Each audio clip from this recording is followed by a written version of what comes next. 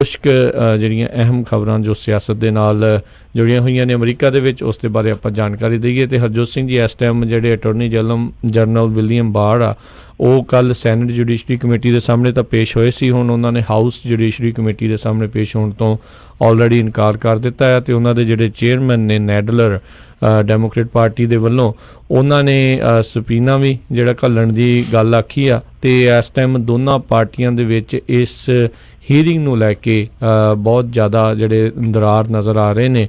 William ਬਾਰ attorney general ਜਿਹੜੇ ਆ ਉਹ ਨਹੀਂ ਉੱਥੇ ਜਾਣਗੇ। ਅਤੇ ਇਹ ਚੀਜ਼ਾਂ ਜਿਹੜੀਆਂ ਆ ਉਹ ਇਸ ਟਾਈਮ ਹੋਰ ਜ਼ਿਆਦਾ ਇਹਨਾਂ ਦੋਨਾਂ ਪਾਰਟੀਆਂ ਨੂੰ ਕਹਿ ਲਓ ਵੀ ਸਿਆਸੀ ਤੌਰ ਦੇ ਉੱਤੇ ਵੰਡ ਰਹੀਆਂ ਨੇ। ਜੀ ਜੀ ਸੋ ਇਹ ਚੀਜ਼ ਜਿਹੜੀ ਇਸ ਟਾਈਮ ਦੇਖੀ ਗਈ ਆ। ਸੋ ਲੈਟਸ ਸੀ ਕੀ ਹੁੰਦਾ। ਅਤੇ ਉੱਧਰ ਹੁਣੇ ਇਹ ਵੀ ਗੱਲ ਹਰਜੋਤ ਸਿੰਘ ਜੀ ਸਾਹਮਣੇ ਆਈ ਹੈ। ਨੈਂਸੀ ਪਲੋਸੀ ਨੇ ਇੱਥੋਂ ਤੱਕ ਜਿਹੜਾ ਇੱਕ ਬਿਆਨ ਦਿੱਤਾ ਹੈ, ਕਹਿੰਦੇ ਵੀ ਵਿਲੀਅਮ ਬਾਰ ਨੇ ਝੂਠ ਬੋਲ ਕੇ ਜਿਹੜਾ ਕਾਂਗਰਸ ਦੇ ਸਾਹਮਣੇ ਝੂਠ ਬੋਲ ਕੇ ਇੱਕ ਕ੍ਰਾਈਮ ਜਿਹੜਾ ਆ ਉਹ ਕੀਤਾ ਆ। ਸੋ ਇਹ ਮੁੱਦਾ ਲੱਗਦਾ ਹੈ ਹਰਜੋਤ ਸਿੰਘ ਜੀ ਆਉਣ ਵਾਲੇ ਸਮੇਂ ਦੇ ਵਿੱਚ ਹੋਰ ਜ਼ਿਆਦਾ ਕਾਫੀ ਰੜਕਿਆ ਜਾਵੇਗਾ। ਜੀ ਬਿਲਕੁਲ। ਸੋ ਜਿਹੜੇ ਜੋ ਬਾਈਡਨ ਹੈਗੇ ਆ 2020 ਡੈਮੋਕ੍ਰੈਟਿਕ ਪਾਰਟੀ ਦੇ ਕੈਂਡੀਡੇਟ, ਉਹਨਾਂ ਨੇ ਵੀ ਕਿਹਾ ਆ ਵੀ ਜਿਹੜਾ ਜੋ ਬਾਈਡਨ ਆ ਉਹਨਾਂ ਨੂੰ ਜਿਹੜਾ ਆ ਰਿਜ਼ਾਈਨ ਦੇਣਾ ਚਾਹੀਦਾ ਵਿਲੀਅਮ ਬਾਰ ਨੂੰ। ਇਸੇ ਤਰ੍ਹਾਂ ਜਿਹੜੇ ਹੈਗੇ ਆ ਕਮਲਾ ਹੈਰਿਸ, ਉਹਨਾਂ ਨੇ ਵੀ ਕਿਹਾ ਵੀ ਜਿਹੜਾ ਅਟਾਰਨੀ ਜਨਰਲ ਆ ਉਹਨਾਂ ਨੂੰ ਰਿਜ਼ਾਈਨ ਦੇਣਾ ਚਾਹੀਦਾ ਹੈਗਾ। ਸੋ ਪਹਿਲਾਂ 2 ਸਾਲ ਇਹ ਜਿਹੜਾ ਮੁੱਦਾ ਗਰਮਾਇਆ ਰਿਹਾ ਪਈ, ਜਿਹੜੇ ਆ ਪ੍ਰੈਜ਼ੀਡੈਂਟ ਟਰੰਪ ਆ ਉਹ ਉਸ ਟਾਈਮ 'ਤੇ ਜਦੋਂ ਇਲੈਕਸ਼ਨ ਹੋਈ ਸੀ 2 ਸਾਲ ਪਹਿਲਾਂ, ਉਦੋਂ ਰਸ਼ੀਅਨ ਕਲੂਜ਼ਨ ਹੋਈ ਸੀ।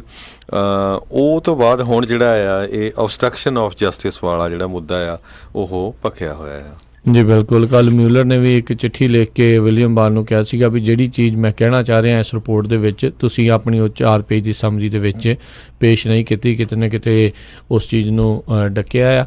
ਅਤੇ ਹੁਣ ਦੇਖਦੇ ਹਾਂ ਵੀ ਕੀ ਹੋਊਗਾ। ਬਹੁਤ ਸਾਰੇ ਲੋਕ ਇਹ ਕਹਿ ਰਹੇ ਵੀ ਜਿਹੜੇ ਅਟਾਰਨੀ ਜਨਰਲ ਨੇ ਉਹ ਇਸ ਟਾਈਮ ਅਟਾਰਨੀ ਜਨਰਲ ਦੀ ਭੂਮਿਕਾ ਘੱਟ ਅਤੇ ਰਾਸ਼ਟਰਪਤੀ ਟਰੰਪ ਦੇ ਡਿਫੈਂਸ ਲਾਇਰ ਦੀ ਭੂਮਿਕਾ ਜਿਹੜੀ ਆ ਉਹ ਜ਼ਿਆਦਾ ਨਿਭਾ ਰਹੇ ਨੇ।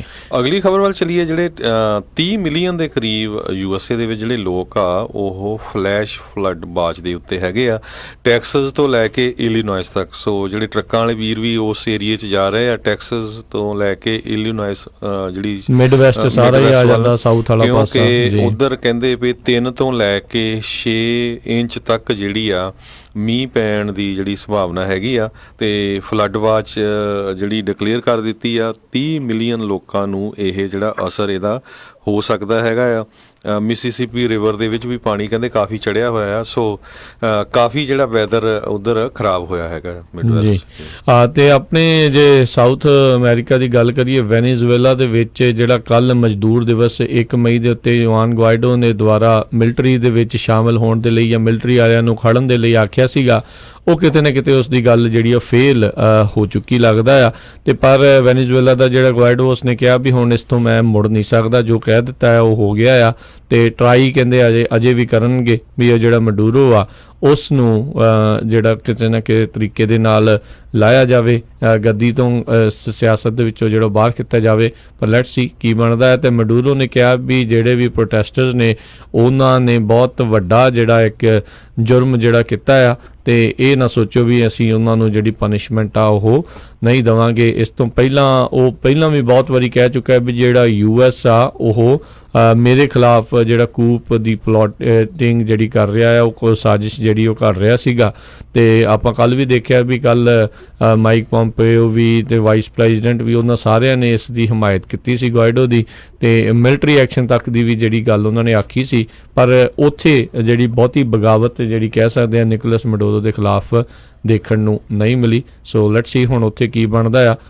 ਪ੍ਰੋਟੈਸਟਰਸ ਅਤੇ ਜਿਹੜੀਆਂ ਉੱਥੇ ਦੀਆਂ ਫੌਜਾਂ ਆ ਉਹਨਾਂ ਦੇ ਖਿਲਾਫ ਬਹੁਤ ਸਾਰੀਆਂ ਜਿਹੜੀਆਂ ਹਿੰਸਕ ਝੜਪਾਂ ਜਿਹੜੀਆਂ ਉੱਥੇ ਦੇਖੀਆਂ ਗਈਆਂ। ਅਗਲੀ ਖਬਰ ਵੱਲ ਚੱਲੀਏ। ਜਿਹੜੇ ਪ੍ਰੈਜ਼ੀਡੈਂਟ ਡੋਨਲਡ ਟਰੰਪ ਆ ਉਹਨਾਂ ਨੇ ਜਿਹੜਾ ਫੈਡਰਲ ਗਵਰਨਮੈਂਟ ਦੇ ਸਟੀਫਨ ਮੂਰ ਹੈਗੇ ਆ, ਉਹਨਾਂ ਨੂੰ ਇਹ ਕਿਹਾ ਵੀ 1% ਜਿਹੜਾ ਆ ਇੰਟਰਸਟ ਰੇਟ ਜਿਹੜਾ ਆ ਕੱਟ ਕਰ ਦਿੱਤਾ ਜਾਵੇ ਤਾਂ ਕਿ ਇਕੋਨਮੀ ਜਿਹੜੀ ਹੈ ਇਹ ਸਟਰੋਂਗ ਰਹੇ। ਪਰ ਅੱਜ ਉਹਨਾਂ ਨੇ ਇਹ ਕਿਹਾ ਵੀ 1% ਇੰਟਰਸਟ ਰੇਟ ਕੱਟਣ ਦਾ ਕੋਈ ਕਿਸੇ ਤਰ੍ਹਾਂ ਦਾ ਕੋਈ ਪੁਆਇੰਟ ਨਹੀਂ ਬਣਦਾ ਹੈਗਾ। ਇਕੋਨਮੀ ਜਿਹੜੀ ਆ ਹਜੇ ਸਟਰੋਂਗ ਚੱਲ ਰਹੀ ਹੈਗੀ ਆ। ਸੋ ਜਿਹੜਾ ਇੰਟਰਸਟ ਰੇਟ ਆ ਉਹ ਨਹੀਂ ਘਟਾਇਆ ਜਾਊਗਾ। ਜੀ ਜੀ। ਤੇ ਆਪਾਂ ਜਿਹੜੀਆਂ ਹੁਣ ਟਰੱਕਿੰਗ ਇੰਡਸਟਰੀ ਦੀਆਂ ਜਿਹੜੀਆਂ ਖਬਰਾਂ ਆ ਉਸ ਦੇ ਵੱਲ ਜਿਹੜਾ ਵੱਧਦੇ ਜਾਈਏ, ਤੇ ਰਮਨ ਜੀ ਤੇ ਹਰਜੋਤ ਜੀ, ਕਿਤੇ ਨਾ ਕਿਤੇ ਇਹ ਲੱਗ ਰਿਹਾ ਵੀ ਟਰੱਕਰਸ ਦੇ ਲਈ ਕਿਤੇ ਸ਼ਾਇਦ ਕੋਈ ਗੁੱਡ ਨਿਊਜ਼ ਜਿਹੜੀ ਆ ਸਕਦੀ ਆ। ਤੇ ਇੱਕ ਬਿੱਲ ਜਿਹੜਾ ਲਿਆਂਦਾ ਗਿਆ ਜਿਸ ਦੇ ਵਿੱਚ ਫੈਡਰਲ ਐਕਸਾਈਜ਼ ਜਿਹੜਾ ਟੈਕਸ ਆ ਉਸ ਨੂੰ ਰਿਪੀਲ ਕਰਨ ਦੀ ਗੱਲ ਕਰ ਰਹੀ ਹੈ, ਜਿਹਦੇ ਕਰਕੇ ਜਿਹੜੇ ਨਵੇਂ ਟਰੱਕ ਆ ਉਹ ਥੋੜੇ ਸਸਤੇ ਹੋ ਜਾਣਗੇ। ਬਿਲਕੁਲ ਰਾਜਕਰਨ, ਇਹ ਜਿਹੜਾ ਟੈਕਸ ਹੈਗਾ ਆ ਇਹ ਆਲਮੋਸਟ ਵਰਲਡ ਵਾਰ ਫਰਸਟ ਜਾਂ ਵਰਲਡ ਵਾਰ ਸੈਕੰਡ ਦਾ ਚੱਲ ਰਿਹਾ। ਜਦੋਂ ਕਿ ਵਾਰ ਵਾਸਤੇ ਪੈਸੇ ਚਾਹੀਦੇ ਸੀ ਤੇ ਉਦੋਂ ਟਰੱਕਾਂ ਦੇ ਉੱਤੇ ਜਿਹੜਾ ਇਹ ਟੈਕਸ ਆ ਜਾਂ ਜਿਹੜੇ ਹੈਗੇ ਇਹ ਟੈਕਸ ਲਾਇਆ ਗਿਆ ਸੀਗਾ। ਸੋ ਇਸ ਟੈਕਸ ਦੇ ਖਿਲਾਫ ਜਿਹੜਾ ਆ ਇਸ ਵੇਲੇ ਕਾਫੀ ਦੇਰ ਤੋਂ ਇਹਦੇ ਲਈ ਲੜਾਈ ਹੁੰਦੀ ਆਈ ਆ, ਕਾਫੀ ਦੇਰ ਦੀ ਇਹਦੇ ਉੱਤੇ ਲੜਾਈ ਹੁੰਦੀ ਆਈ ਆ, ਪਰ ਇਹ ਬਿੱਲ ਕਿਤੇ ਨਾ ਕਿਤੇ ਜਾ ਕੇ ਕਿਤੇ ਨਾ ਕਿਤੇ ਡ੍ਰੌਪ ਆਊਟ ਹੋ ਜਾਂਦਾ ਸੀਗਾ। ਸੋ ਹੁਣ ਜਨਵਰੀ ਦੇ ਵਿੱਚ modern clean and safe trucks acts of 2019 HR bill 2381 ਜਿਹੜਾ ਕਿ ਜਿਹੜਾ ਰਿਪਰੈਜ਼ੈਂਟੇਟਿਵ ਡਗ ਲਾਮਫੀਆ ਰਿਪਬਲਿਕਨ ਕੈਲੀਫੋਰਨੀਆ ਤੇ representative Colin Patterson Democrat Minnesota ਤੋਂ, ਇਹਨਾਂ ਦੋਨਾਂ ਨੇ ਰਲ ਕੇ ਜਿਹੜਾ 102 ਸਾਲ ਪੁਰਾਣਾ ਇੱਕ ਟੈਕਸ ਇਹ ਹੈਗਾ ਜਿਹੜਾ ਕਿ 12% ਐਕਸਾਈਜ਼ ਟੈਕਸ ਲੱਗਦਾ ਹੈ ਜਿਹੜਾ ਆਪਣੇ ਨਵੇਂ ਟਰੱਕ ਆਉਂਦੇ ਆ। ਸੋ 12,000 ਤੋਂ ਲੈ ਕੇ 22,000 ਤੱਕ ਨਵੇਂ ਟਰੱਕ ਦੀ ਕਾਸਟ ਦੇ ਵਿੱਚ ਐਡ ਹੁੰਦਾ ਆ। ਸੋ ਇਹ ਜਿਹੜਾ ਟੈਕਸ ਆ ਇਹਦੇ ਤੇ ਫਾਈਟ ਜਿਹੜੀ FF ਦੁਆਰਾ ਤੋਂ ਸ਼ੁਰੂ ਕੀਤੀ ਗਈ ਹੈ ਇਹਨੂੰ ਹਟਾਉਣ ਵਾਸਤੇ, ਕਿ ਬਹੁਤ ਦੇਰ ਪਹਿਲਾਂ 102 ਸਾਲ ਪਹਿਲਾਂ ਇਹ ਟੈਕਸ ਲਾਇਆ ਗਿਆ ਸੀ ਜਿਹੜਾ ਕਿ ਅੱਜ ਤੱਕ ਚੱਲਦਾ ਆ ਰਿਹਾ, ਕਿ ਇਹਨੂੰ ਟੈਕਸ ਨੂੰ ਹੁਣ ਖਤਮ ਕੀਤਾ ਜਾਵੇ ਕਿਉਂਕਿ ਇਹ ਡਿਸਕਰੇਜ ਕਰਦਾ। ਹੁਣ ਦੇਖੋ ਨਾ $22,000 ਨਵੇਂ ਟਰੱਕ ਦੇ ਉੱਤੇ ਐਕਸਟਰਾ ਪੇ ਕਰਨਾ ਤੇ ਉਹ ਡਿਸਕਰੇਜਮੈਂਟ ਹੈਗੀ ਆ ਬਾਇਰ ਵਾਸਤੇ ਕਿ ਉਹ ਟਰੱਕ ਕਈ ਬੰਦੇ ਜਿਹੜੇ ਆ ਉਹ ਨਹੀਂ ਉਹ ਫਾਲ ਆਊਟ ਹੋ ਜਾਂਦੇ, ਨਹੀਂ ਬਾਏ ਕਰਦੇ। ਸੋ ਇਹ ਜਿਹੜਾ ਨਵਾਂ ਜਿਹੜਾ ਬਿੱਲ ਆਇਆ ਆ ਇਹਦੀ ਜਿਹੜੀ ਆ ਇਸ ਵੇਲੇ ਕਾਫੀ ਜਿਹੜੀਆਂ ਐਸੋਸੀਏਸ਼ਨ ਹੈਗੀਆਂ ਜਿਨ੍ਹਾਂ ਦੇ ਵਿੱਚ ਕਿ ਅਮਰੀਕਨ ਟਰੱਕ ਡੀਲਰ ਐਸੋਸੀਏਸ਼ਨ ਹੈਗੀ ਆ, national tank truck carrier association, national trailer dealer association ਤੇ ਹੋਰ ਵੀ ਜਿਹੜੀਆਂ trucking association, work truck association, truck renting and leasing association, truck and engine manufacturer association, ਇਹ ਸਾਰੀਆਂ ਐਸੋਸੀਏਸ਼ਨ ਜਿਹੜੀਆਂ ਇਹਦੇ ਵਿੱਚ ਇਕੱਠੀਆਂ ਹੋ ਕੇ ਫਾਈਟ ਕਰ ਰਹੀਆਂ। ਇਹਨਾਂ ਨੇ ਕੋalition ਜਿਹੜੀ ਬਣਾਈ ਹੈ ਤੇ ਕੋalition ਜਿਹੜੀ ਆ ਇਹ ਜਨਵਰੀ ਦੇ ਵਿੱਚ ਲਾਂਚ ਹੋਇਆ ਸੀਗਾ। ਸੋ ਹੋਪਫੁਲੀ ਜਿਹੜਾ ਟੈਕਸ ਹੈਗਾ ਆ ਇਹਨੂੰ ਟਰਨ ਡਾਊਨ ਕੀਤਾ ਜਾ ਸਕੇ ਤੇ ਇਹ ਜਿਹੜੀ ਟਰੱਕਾਂ ਦੀ ਪ੍ਰਾਈਸ ਹੈਗੀ ਆ 12,000 ਤੋਂ ਲੈ ਕੇ ਆਲਮੋਸਟ 22,000, ਮੇਰੇ ਖਿਆਲ ਇਸ ਵੇਲੇ ਤਾਂ 20,000 ਦੇ ਨੇੜੇ ਜਿਹੜੇ ਤਾਂ ਡੈਫੀਨੇਟਲੀ ਜਿਹੜਾ ਟੈਕਸ ਉਹ ਹੋ ਜਾਂਦਾ ਆ ਟਰੱਕ ਦੇ ਵਿੱਚ ਜਿਹੜਾ ਕਿ FET ਜਿਹੜਾ ਲੱਗਦਾ ਆ। ਤੇ ਇਹ ਜਿਹੜਾ ਟੈਕਸ ਹੈਗਾ ਇਹ ਬੜਾ ਮਤਲਬ ਕਿ ਕਾਫੀ ਜਿਹੜੀ ਪ੍ਰਾਈਸਿਸ ਆ ਉਹਦੇ ਵਿੱਚ ਕਾਫੀ ਮਾਰ ਕਰਦਾ ਤੇ ਪਲੱਸ ਉਸ ਤੋਂ ਬਾਅਦ ਫਿਰ ਲੋਕਲ ਟੈਕਸ। ਜੀ ਜੀ ਬਿਲਕੁਲ। ਸੋ ਬਹੁਤ ਸਾਰੇ ਇਸ ਚੀਜ਼ ਦੇ ਕਰਕੇ ਜਿਹੜੇ ਨਵੇਂ ਟਰੱਕ ਆ ਉਹ ਖਰੀਦਣ ਤੋਂ ਵਾਂਝੇ ਵੀ ਜਿਹੜੇ ਉਹ ਰਹਿ ਜਾਂਦੇ ਆ। ਸੋ ਚੰਗੀ ਗੱਲ ਹੋਊਗੀ, ਥੋੜ੍ਹੀ ਕੀਮਤ ਜਿਹੜੀ ਘਟੂਗੀ ਤੇ ਲੋਕਾਂ ਨੂੰ ਥੋੜ੍ਹਾ ਸੁੱਖ ਦਾ ਸਾਹ ਵੀ ਜਿਹੜਾ ਆਊਗਾ, ਪਰ ਉਹ ਲੋਕ ਠੱਗੇ ਹੋਏ ਵੀ ਮਹਿਸੂਸ ਕਰਨਗੇ ਜਿਨ੍ਹਾਂ ਨੇ ਆਲਰੇਡੀ ਹੁਣੇ ਨਵੇਂ ਜਿਹੜੇ ਇੰਨੇ ਮਹਿੰਗੇ ਟਰੱਕ ਵੀ ਜਿਹੜੇ ਉਹ ਖਰੀਦੇ ਹੋਣਗੇ। ਤੇ ਹਰਜੋਤ ਸਿੰਘ ਜੀ, ਆਪਾਂ ਕੱਲ੍ਹ ਵੀ ਜਿੱਦਾਂ ਚਰਚਾ ਕਰ ਰਹੇ ਸੀਗੇ ਤੇ ਆਪਸ ਦੇ ਵਿੱਚ ਵੀ ਜਿਹੜਾ ELD ਨੂੰ ਲੈ ਕੇ ਤੇ ਬਹੁਤ ਵਿਵਾਦ, ਬਹੁਤ ਰੌਲਾ ਜਿਹੜਾ ਉਹ ਪੈਂਦਾ ਰਿਹਾ। ਇਸ ਸਾਲ ਦੇ ਵਿੱਚ ਜਿਹੜੇ AOBRDs ਵੀ ਹੈਗੇ ਆ ਉਹਨਾਂ ਨੂੰ ਵੀ ਹਟਾ ਕੇ ਜਿਹੜੀਆਂ ELDs ਜਿਹੜੀਆਂ ਲੱਗ ਜਾਣੀਆਂ ਆ। ਤੇ ਪਰ ਕਹਿੰਦੇ ਵੀ ਸਭ ਤੋਂ ਜ਼ਿਆਦਾ ਅਹਿਮ ਮੁੱਦਾ ELD ਦੇ ਨਾਲੋਂ ਵੀ ਜਿਹੜਾ ਆਵਰ ਆਫ ਸਰਵਿਸ ਦਾ ਆ, ਵੀ ਮਸ਼ੀਨ ਕਿੱਦਾਂ ਕਿਸੇ ਨੂੰ ਦੱਸ ਸਕਦੀ ਵੀ ਭਾਈ ਹੁਣ ਤੂੰ ਸੌਂ ਜਾ ਤੇ ਹੁਣ ਤੂੰ ਜਾਗ ਜਾ, ਇੱਦਾਂ ਕੰਮ ਕਰ ਲਵੋ। ਤੇ ਬੜੇ ਚਿਰ ਦੀ ਜਿਹੜੀ ਮੰਗ ਹੈਗੀ ਆ truck drivers the we hour of service ਆ ਉਸ ਦੇ ਵਿੱਚ ਜਿਹੜੇ ਆ ਚੇਂਜਸ ਹੋਣੇ ਚਾਹੀਦੇ ਆ। ਤੇ ਰਮਨ ਜੀ, ਆਪਾਂ ਵੀ ਬੀਤੇ ਦਿਨਾਂ ਦੇ ਵਿੱਚ ਦੱਸਦੇ ਰਹੇ ਆ ਵੀ ਕਿੱਦਾਂ ਕੁਛ ਮਹੀਨੇ ਪਹਿਲਾਂ ਜਦੋਂ ਐਡਵਾਂਸਡ ਪ੍ਰਪੋਜ਼ਡ ਚੇਂਜ ਜਿਹੜੇ ਆਏ ਸੀਗੇ ਉਸ ਦੇ ਉੱਤੇ ਕਮੈਂਟਸ ਹੋਏ ਸੀ ਤੇ ਹੁਣ ਕਹਿੰਦੇ ਆ ਵੀ ਜਿਹੜਾ FMCSA ਵਾਲੇ ਆ ਉਹ ਜਲਦ ਹੀ ਜਿਹੜੇ ਹੁਣ ਐਕਚੁਅਲ ਪ੍ਰਪੋਜ਼ਡ ਚੇਂਜਸ ਆ ਉਹਨਾਂ ਨੂੰ ਪ੍ਰਕਾਸ਼ਿਤ ਕਰ ਸਕਦੀ ਆ ਜਿਹੜੇ ਫੈਡਰਲ ਰਜਿਸਟਰ ਦੇ ਵਿੱਚ, ਤੇ ਉਸ ਤੋਂ ਬਾਅਦ ਦੇ ਵਿੱਚ ਕਮੈਂਟਸ ਦੇ ਲਈ ਓਪਨ ਕਰ ਸਕਦੀ ਹੈ। ਕਦੋਂ ਤੱਕ ਤੁਹਾਨੂੰ ਲੱਗਦਾ ਵੀ ਹੋਣ ਦੇ ਆਸਾਰ ਹੈਗੇ ਨੇ? ਬਿਲਕੁਲ ਜੀ, ਇਹ ਜਿਹੜੀ recent report monthly report release ਹੋਈ ਆ ਡਿਪਾਰਟਮੈਂਟ ਆਫ ਟਰਾਂਸਪੋਰਟੇਸ਼ਨ ਤੋਂ ਕਿ ਫੈਡਰਲ ਜਿਹੜੀ ਮੋਟਰ ਕੈਰੀਅਰ ਸੇਫਟੀ ਐਡਮਿਨਿਸਟ੍ਰੇਸ਼ਨ ਆ ਉਹ ਕੋਸ਼ਿਸ਼ ਕਰ ਰਹੀ ਹੈ ਕਿ ਜੂਨ 7 ਤੱਕ ਜਿਹੜੇ ਇਹ ਆਪਣੇ ਪ੍ਰਪੋਜ਼ ਰੂਲ ਮੇਕਿੰਗ ਸੀਗੀ ਜਿਹੜੀ ਆਪਾਂ ਪ੍ਰਪੋਜ਼ ਪਿਛਲੇ ਸਾਲ ਹੋਈ ਸੀਗੀ, ਆਪਾਂ ਤੇ ਕਮੈਂਟਸ ਵੀ ਕੀਤੇ ਸੀਗੇ 5200 ਕਮੈਂਟਸ, ਬੜਾ ਫੇਮਸ ਹੋ ਚੁੱਕਾ ਉਹ 5200 ਕਮੈਂਟਸ ਵਾਲਾ ਕੰਮ। ਤੇ ਉਹ ਜਿਹੜਾ ਆ ਉਹ ਹੋਪਫੁਲੀ ਜਿਹੜਾ ਆ 7 ਜੂਨ ਨੂੰ ਫੈਡਰਲ ਰਜਿਸਟਰ ਦੇ ਵਿੱਚ ਪਬਲਿਸ਼ ਕਰਨ ਦੀ ਕੋਸ਼ਿਸ਼ ਕੀਤੀ ਜਾ ਰਹੀ ਆ ਤੇ ਇਹਦੇ ਵਿੱਚ ਉਸ ਤੋਂ ਬਾਅਦ ਫਿਰ 49 ਡੇ ਦਾ ਕਮੈਂਟ ਪੀਰੀਅਡ ਹੋਊਗਾ, ਜਿਹੜਾ ਕਿ ਉਸ ਤੋਂ ਬਾਅਦ ਸ਼ੁਰੂ ਹੋਊਗਾ। ਤੇ 49 ਡੇ ਤੋਂ ਬਾਅਦ ਫਿਰ ਜਿਹੜਾ ਕਮੈਂਟ ਕਰਨ ਤੋਂ ਬਾਅਦ ਫਿਰ ਉਹ ਕਮੈਂਟ ਰਿਵਿਊ ਕਰਨ ਤੋਂ ਬਾਅਦ ਤੇ ਫਿਰ ਇਹ ਫਾਈਨਲ ਰੂਲ ਮੇਕਿੰਗ ਜਿਹੜੀ ਆ ਉਹ ਪਬਲਿਸ਼ ਹੋਊਗੀ। ਸੋ ਇਹਦੇ ਵਿੱਚ ਆਪਾਂ ਫਿਰ ਦੱਸਦੇ ਜਾਈਏ ਕਿ ਜਿਹੜੇ 4 ਜਿਹੜੇ ਆਪਣੀਆਂ ਚੇਂਜਸ ਸੀਗੀਆਂ ਉਹਦੇ ਵਿੱਚ ਸੀਗਾ ਕਿ ਐਕਸਪੈਂਡਿੰਗ ਜਿਹੜੇ 100 ਮਾਈਲ 에ਅਰ ਮਾਈਲ ਦੇ ਵਿੱਚ ਜਿਹੜੇ ਸ਼ਾਰਟ ਹਾਲ ਆਉਂਦੇ ਆ ਉਹਨਾਂ ਦਾ 12 ਘੰਟੇ ਤੋਂ ਔਨ ਡਿਊਟੀ ਜਿਹੜੀ ਆ ਉਹ 14 ਘੰਟੇ ਦੀ ਔਨ ਡਿਊਟੀ ਕਰਨ ਦੀ ਗੱਲ ਕੀਤੀ ਗਈ ਆ ਜੀ। ਤੇ ਉਸ ਤੋਂ ਬਾਅਦ ਜਿਹੜੇ ਆ ਐਕਸਟੈਂਡਿੰਗ ਜਿਹੜਾ 14 ਘੰਟੇ ਦੀ ਹੁਣ ਡਿਊਟੀ ਹੈਗੀ ਆ ਆਮ ਜਿਹੜੇ ਲੌਂਗ ਹਾਲ ਡਰਾਈਵਰ ਹੈਗੇ ਉਹਨਾਂ ਦੀ 14 ਆਵਰ ਔਨ ਡਿਊਟੀ ਹੈਗੀ ਆ, ਉਹਦੇ ਵਿੱਚ 2 ਘੰਟੇ ਹੋਰ ਐਡ ਕਰ ਸਕਦੇ ਆ ਡਿਪੈਂਡਿੰਗ ਅਪੋਨ ਕਿ ਜਿਹੜੀਆਂ ਐਡਵਰਸ ਕੰਡੀਸ਼ਨਸ ਹੈਗੀਆਂ ਤੁਹਾਡੀਆਂ। ਸੋ ਇਫ ਯੂ ਜੇ ਤੁਸੀਂ ਰਸਤੇ ਤੁਹਾਨੂੰ ਐਡਵਰਸ ਕੰਡੀਸ਼ਨਸ ਦੇ ਵਿੱਚ ਕੁਛ ਨਾ ਕੁਛ ਤੰਗੀ ਆਉਂਦੀ ਆ ਜਾਂ ਵੈਦਰ ਖਰਾਬ ਹੋ ਜਾਂਦਾ ਜਾਂ ਐਕਸੀਡੈਂਟ ਹੋ ਜਾਂਦਾ, ਕੁਛ ਵੀ ਐਡਵਰਸ ਕੰਡੀਸ਼ਨਸ ਹੈਗੀਆਂ ਡਰਾਈਵਰ ਕੰਡੀਸ਼ਨ, ਤੇ ਉਹਦੇ ਕਰਕੇ ਤੁਸੀਂ 2 ਘੰਟੇ ਹੋਰ ਜਿਹੜੇ ਆ ਉਹ ਐਡ ਕਰ ਸਕਦੇ ਆ। ਤੇ ਇਸ ਤੋਂ ਬਾਅਦ ਜਿਹੜੀ ਆ ਕਿ ਰਿਵਾਈਜ਼ਿੰਗ ਜਿਹੜੀ ਹੈਗੀ ਆ 30 ਮਿੰਟ ਬ੍ਰੇਕ ਜਿਹੜੀ ਮੈਂਡੇਟਰੀ 8 ਘੰਟੇ ਦੇ ਬਾਅਦ 30 ਮਿੰਟ ਦੀ ਬ੍ਰੇਕ ਹੈਗੀ ਆ ਉਹਨੂੰ ਜਿਹੜਾ ਹੈ ਉਹਨੂੰ ਚੇਂਜ ਕੀਤਾ ਜਾਵੇ, ਉਹ ਜਦੋਂ ਮਰਜ਼ੀ ਲੈ ਲਈ ਜਾਵੇ। ਸੋ ਉਹ ਜ਼ਰੂਰੀ ਨਹੀਂ ਕਿ 8 ਘੰਟੇ ਤੋਂ ਬਾਅਦ ਮੈਂਡੇਟਰੀ ਲੈਣੀ ਹੈ। ਤੇ ਉਸ ਤੋਂ ਬਾਅਦ ਰੀਇਨਸਟੇਟ ਸਪਲਿਟ ਸ਼ਿਫਟ ਜਿਹੜੀ ਆ ਕਿ 3 ਆਵਰ ਦੀ ਜਿਹੜੀ ਸਲੀਪ ਹੈਗੀ ਆ ਉਹਨੂੰ ਸਪਲਿਟ ਕਰ ਲਿਆ ਜਾਵੇ, ਉਹਨੂੰ ਸਪਲਿਟ ਕਰਕੇ ਤੁਸੀਂ ਸੌ ਸਕਦੇ ਆ।